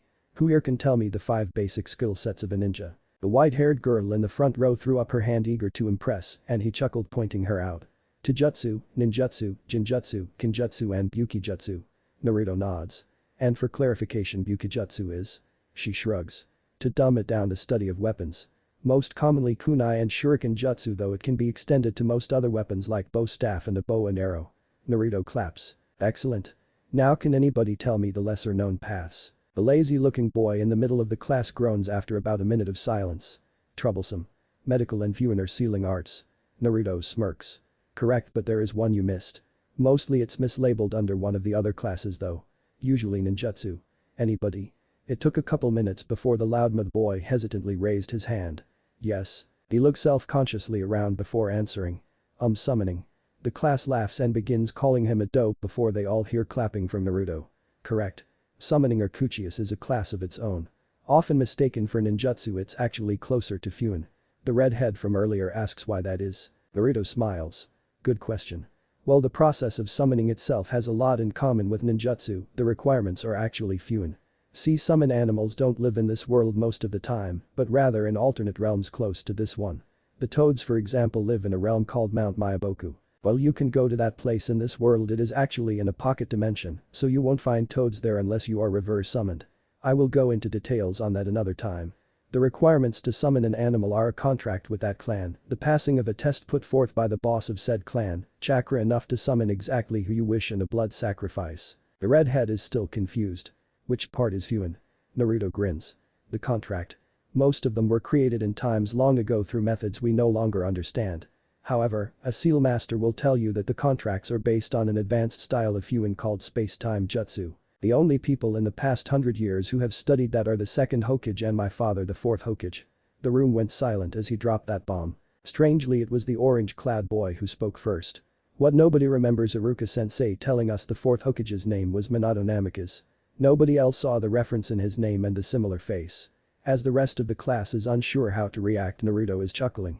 Now you see why I told you not to judge a ninja without truly understanding. This boy may act dumb and dress and sound loud, but he saw it long before all of you. The Hyuga boy from before frowns. You mentioned a test. What sort? Naruto nods. I like this class Iruka. Can't say I am impressed enough to take on a team, but they ask good questions. Each clan has their own traditional test, just the same as each Jounin sensei has one for their team upon graduation. The toads for example require you to stay on the head of the boss toad while he hops around all day and then share a drink with him if you succeed. Word of warning though. Not only is neither of these things as easy as it seems, but the toads don't show respect to their summoner like some other summons like the slugs. You would be treated like a minion of the boss and like a brother to the lesser toads. The Redeed asks him. What's your summon clan? Naruto smirks. And now we get to the question I was waiting for. It's time for lunch. After you are done Iruka will bring you to training field 43 and I will give my demonstration. Dismissed. As the kids file out Iruka is chuckling. You'd make a great teacher. Naruto shakes his head. If I took your job most kids wouldn't pass 2 years in this academy. My standards are too high. No, if I find a team I find interesting I will be glad to be a sensei or a substitute in an emergency, but no. Iruka frowns. I expected the stuff on summoning and Taijutsu as they are your expertise more than most, but why didn't the Hokage warn me of your other questions? Because I asked him not to. The standards in the academy are far too low, Iruka. Even for peacetime. I'm just glad I never attended, or it would be worse, and you know why. He nods. The council's meddling. Lord Hokage mentioned that. Naruto pats him on the back on the way out. If it's any consolation, I am impressed with this lot. I expected some puking or a couple fainting spells instead of just pale faces and good questions. After lunch, the class found Naruto seemingly napping beside a boulder in his training field with several Jounin and Genin standing around talking. As they approached, he opened his eyes and smiled. In case anybody is wondering, the Jounin here are a couple friends who requested to see my summoning along with their teams. Meet Asuma Sarutobi and Team 10. Kurana Yuuhi and Team 8. Kakashi Haddock and the remains of Team 7. Mido Guy and the old Team 9. And Yugao Yuzuki, my old partner in Anbu and Konoha's foremost expert in Kenjutsu. If you are lucky, in 2 years you might get one of these people to be your sensei. Impress me enough and I might teach you. And no, I am not claiming to be better than them, just pickier. That got some chuckles from the group. Naruto stands up and dusts off his hands. Now, before we begin, I must tell you that I am the only summoner to have survived the test for this particular summon, so don't get any funny ideas. I also ask you to be respectful. Summons don't answer to anybody, and nobody controls them, so if you offend them and you get crushed, burned or eaten, then nobody will be blaming either me or them. Seeing everybody had heard and understood his warning, he nods before stepping back. Since it's tradition for such a demonstration to summon the boss, I suppose I should do so.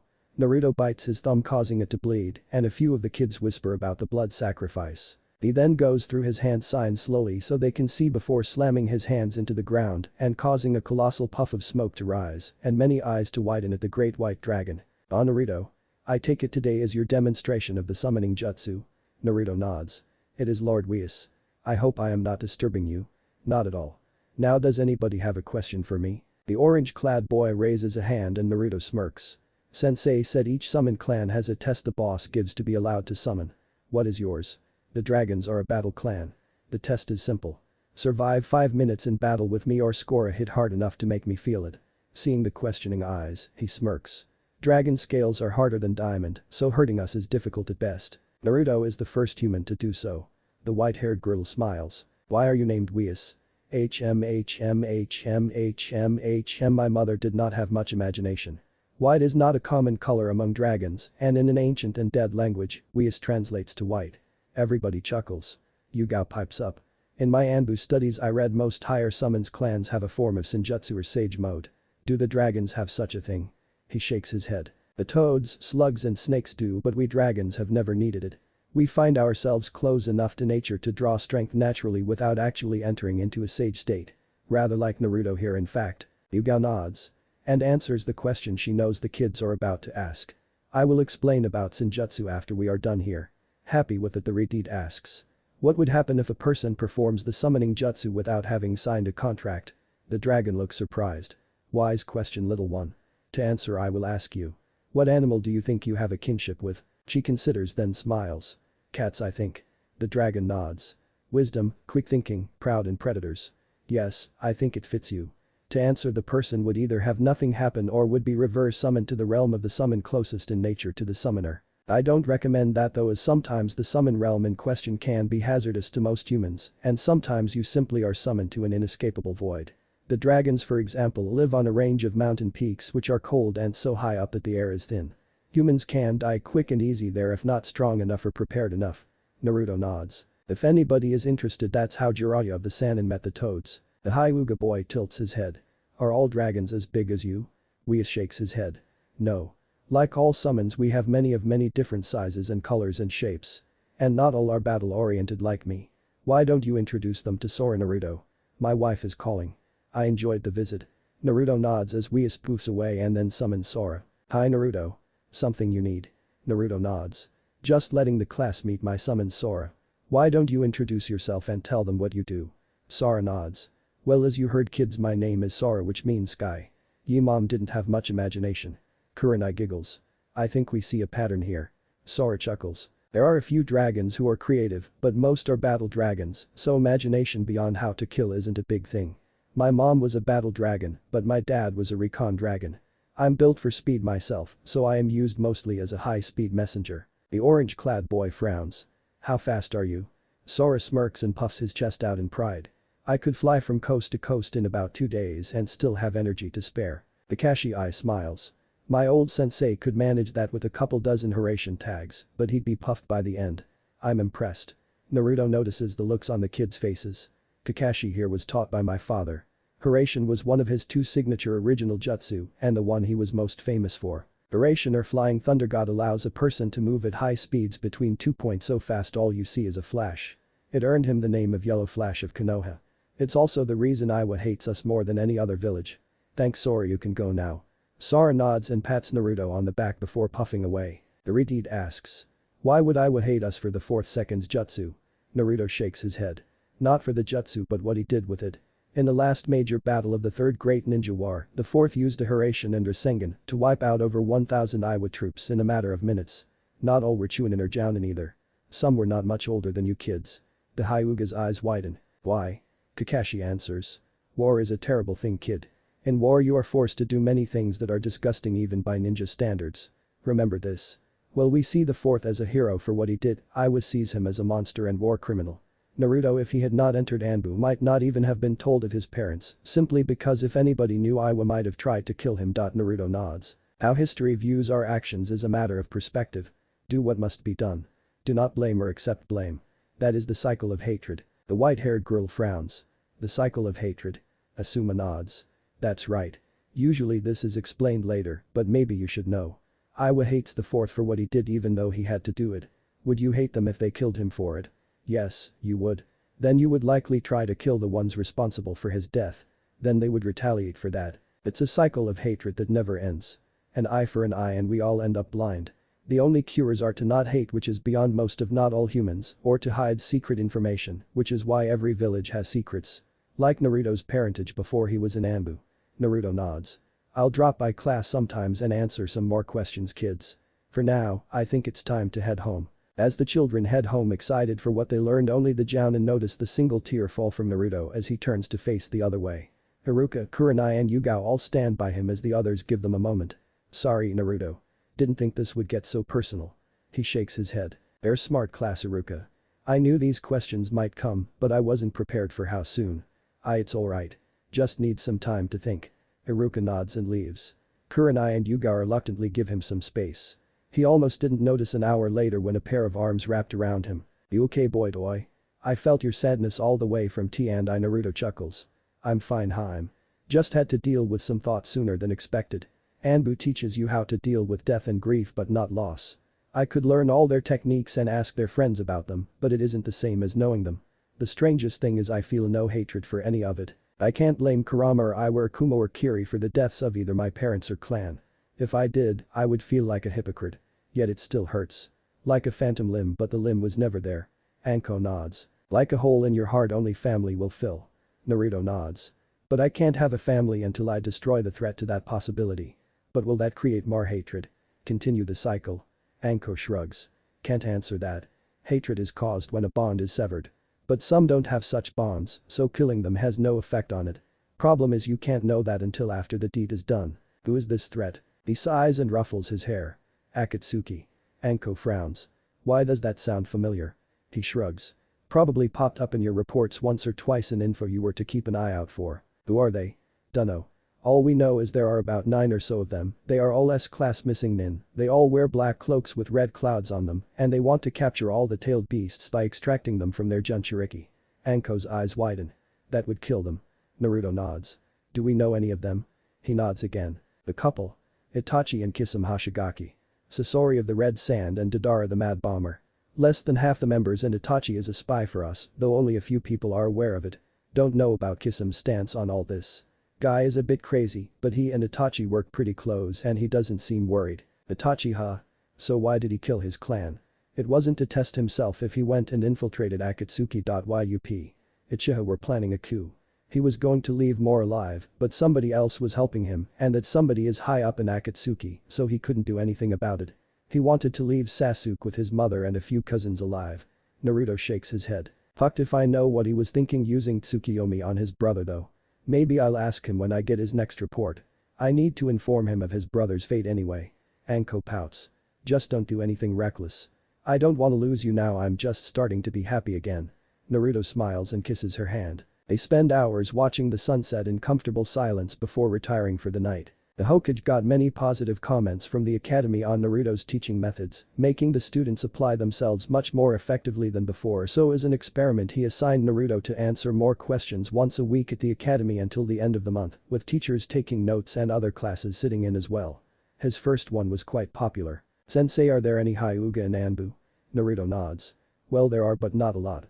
See, the Hyuga style and Inyazuka styles are much too recognizable, and those clans are set in their ways for such things that they often look down upon a member using anything but their style. An Anbu does not stand out unless they are strong enough that it doesn't matter." An Inyazuka boy tilts his head. "What do you mean by that? I thought you were pretty famous, sensei." Naruto nods. "Not at first. When I was put in Anbu I was listed as a trainee. The deal was 5 years training in the 3 most used Anbu arts: Taijutsu, Ninjutsu and Kinjutsu. If I get them to Chunin level I became full Anbu, and if not, I get thrown to the academy. As you can see, I kept my promise and made Anbu. I didn't get a reputation until I was almost an Anbu captain." Kakashi was much the same. Anbu can get famous, but it is preferred they don't because it makes them a target and sometimes makes missions hard. Difficult to assassinate a corrupt politician if his guards know you on sight after all. The solution is to get so good at the job that fame doesn't matter. Doesn't matter if they know your face or mask if they never see you coming in the first place and don't know they are dead until long after you are gone. The Yamanaka boy frowns. "Do assassinations happen often?" Naruto shakes his head. "More often than you would think, but only elite Jounin and Anbu usually take them. Such missions are usually ranked A or S after all." A blue-haired clanless girl frowns. "What do you mean by ranked missions?" "Ah yes, the tradition of not telling such things until later for a laugh. Typically, until a genin gets fed up with D ranks and asks for a mission worthy of a ninja which prompts a scolding, a lecture on respect, then a boring lecture on the ranks themselves. Well, to answer, you have D ranks which are basically chores. Anything from painting fences to babysitting or weeding a garden, walking dogs or catching the daimyo's wife's cat. Then you have C ranks which are also available to genin later on. Usually that's escorts and guard duties or bandit hunts or even deliveries outside the village. It's rare to encounter anything more than thugs or bandits on those. Next you have B ranks. These are why C ranks are only assigned to experienced genin, as C ranks can often turn into this. B ranks are when you must fight enemy or nuke nins up to Chunin in rank. B ranks can also mean a more difficult task on a lower rank mission, like say escorts in the Land of Stone, which is high risk. Usually B ranks are assigned to Chunin or talented and experienced genin teams. The rank is getting into Jounin territory. Often low-rank assassinations or diplomatic services such as aiding in the signing of a treaty between 2 countries, information retrieval or spy missions. Sometimes seduction or capture and interrogation missions. Then you have S rank. Those are usually bounties on high-rank missing nins or difficult assassinations or even other things like destabilizing another nation by secretly pitting them into war against an ally or the reverse of that by saving one or multiple countries. Usually that's handled by Anbu. We are also the Hokage's personal guard and soldiers. More than any other rank the Anbu serve only themselves and the Hokage. Well, that's true of any rank. If somebody other than our superior gives us an order and it is not authorized, then the penalty is death. The Inyazuka boy pouts. Seems to be a lot of death in this job. Naruto nods. Sad but true. The higher you rise the more you will see. Anbu usually don't stay Anbu for more than a couple years. The Redeed from his previous class asks. Why not, sensei? As a ninja you will be doing things that you don't like. Killing, for example. Unless you are a monster, this will have an effect on even the best ninja. Besides that, there are worse things a ninja does than kill, and in Anbu you will do far worse and see even more. It wears on you after a while, and either you get out or you break. There are the rare few who do neither and learn to cope in other ways. The Inyazuka boy grins. Is that why Kakashi-sensei is always reading those little orange smut books? Naruto chuckles and nods. The white-haired girl perks up. I heard you were in Anbu over 4 years after you passed your apprenticeship. How did you cope? Naruto chuckles. I would like to say I just took to the work well, but honestly I was headed to a dark place until the day I fell in love. All the girls in the class had stars in their eyes as he sweat drops. Oh. The Hyuga boy asks. What do you mean a dark place? And how did love help you to cope? Naruto sighs and nods. I was hoping nobody would ask that for at least a couple weeks, but I suppose you should learn sooner or later. So Naruto spent the next 2 hours explaining what he was and about the Biju and how he was treated. He was a little disappointed when a few of the children left the classroom, saying they didn't have what it takes to live the life of a ninja, but he was proud of how many remained. Such classes continued every week until the end of the month when he was called into the Hokage's office. Ah, Naruto, come in, my boy. You wanted to see me, old man. Hiruzen grins, glad to have the old Naruto back. Your lectures have done the academy wonders. As some of the teachers said, blunt and to the point, but effective and with a personal touch that seems to captivate the minds of the students and makes them think on what matters. Naruto smiles. I was surprised by some of their questions, but I would be lying if I said I didn't enjoy setting them right. Hiruzen nods. Any chance of taking a team? He shakes his head. Well, they have impressive thinking. I believe it will be a few years of such teaching before the academy produces students to my standard. But they may surprise me. I'll keep an eye open. Hiruzen nods. Good. Now on to other business. Akatsuki has been moving. Naruto's eyes sharpen. Where? Iwa. Both their Jinchuriki have been taken already. Kumo has requested information and aid. Naruto raises an eyebrow. Kumo. Information I get but aid. Hiruzen nods. I thought the same, but the fourth Raikage has a more open mind than his predecessor. More to the point, he requested you, Naruto. Why me? For starters, I and his brother are two of the only ninja to ever fight your parents and survive. For seconds, because you are a Jinchuriki, and third, because your reputation as Red Fox is well known in all lands. Though your identity is still not as well known below certain ranks. Naruto folds his arms and closes his eyes. Okay, I can live with that. But before I go, I need to talk about Itachi. Hiruzen raises an eyebrow. Oh? I intend to contact him with the news of what has happened to Sasuke and request his return to the village. You know what that will require. Hiruzen nods. And yes, a full pardon and possibly a public explanation. What of his partner? This Kisame. I don't know. If he wishes to join, I would say standard probation and interrogation protocols, but beyond that I leave the choice up to Itachi. He knows him better than I do. When do I leave? As soon as possible. Hopefully you can be done and back before Tsunade becomes Hokage and in time for your wedding. Naruto chuckles. I better be, old man. If not, then I won't be facing Anko's rage alone, I promise you that. The old man pales and sweats a little. Ahem, how fast can you get to Kumo? Naruto pouts in thought while tapping his chin. Alone? Maybe a week. 5 days if I push myself and limit my rest. With the dragons probably 3 days if riding alone. 3 to 4 with another passenger. Hiruzen raises an eyebrow. Well, I don't like the idea of you going alone. I know there are few you can't handle, and Ai's pride won't allow you to fight alone, so make it quick. Naruto nods and leaves the office. Later that night he is sitting in his library when Anko walks in. Don't you ever stop. If you aren't training, you're reading or doing a mission. Naruto puts down the book and smirks. Oh, not true, my Haim. When I am not doing one of those, I am spending time with you. Heck, most of the time I would ditch what I am doing just to do that. Anko rolls her eyes. Maybe, but still you should take a leaf from the Nara's book. Naruto taps his chin. Nara, I think I read that one last week. Isn't that something about how to slack off and dream of clouds? Or was it the one by Shikamaru's mom on how to control your husband and child with just a skillet? Anko laughs. We use that one in T and Yoshino is a genius. Naruto puts down his book and frowns. In all seriousness, I can't slow down now, Anko Haim. Everything is coming to a head. Remember what we spoke of? She nods and sits in his lap. Akatsuki or Itachi? He nods. Both. Kumo has sent for aid. Requested me by name. I also got permission from the Hokage to contact Itachi about him and kiss him if he is agreeable coming home. Until our wedding, when I am not on mission, I will have to train harder than ever. I am going to have less time for anybody else, and that scares me. It took my supposed resurrection to gain what friends I have now, and now I have to push them away just to ensure our lives. Anko chuckles. You say that like none of us thought it might happen. You were Anbu, Naruto. And you know what they say about Anbu. He grins. Once Anbu, always Anbu. All of us are brothers and sisters.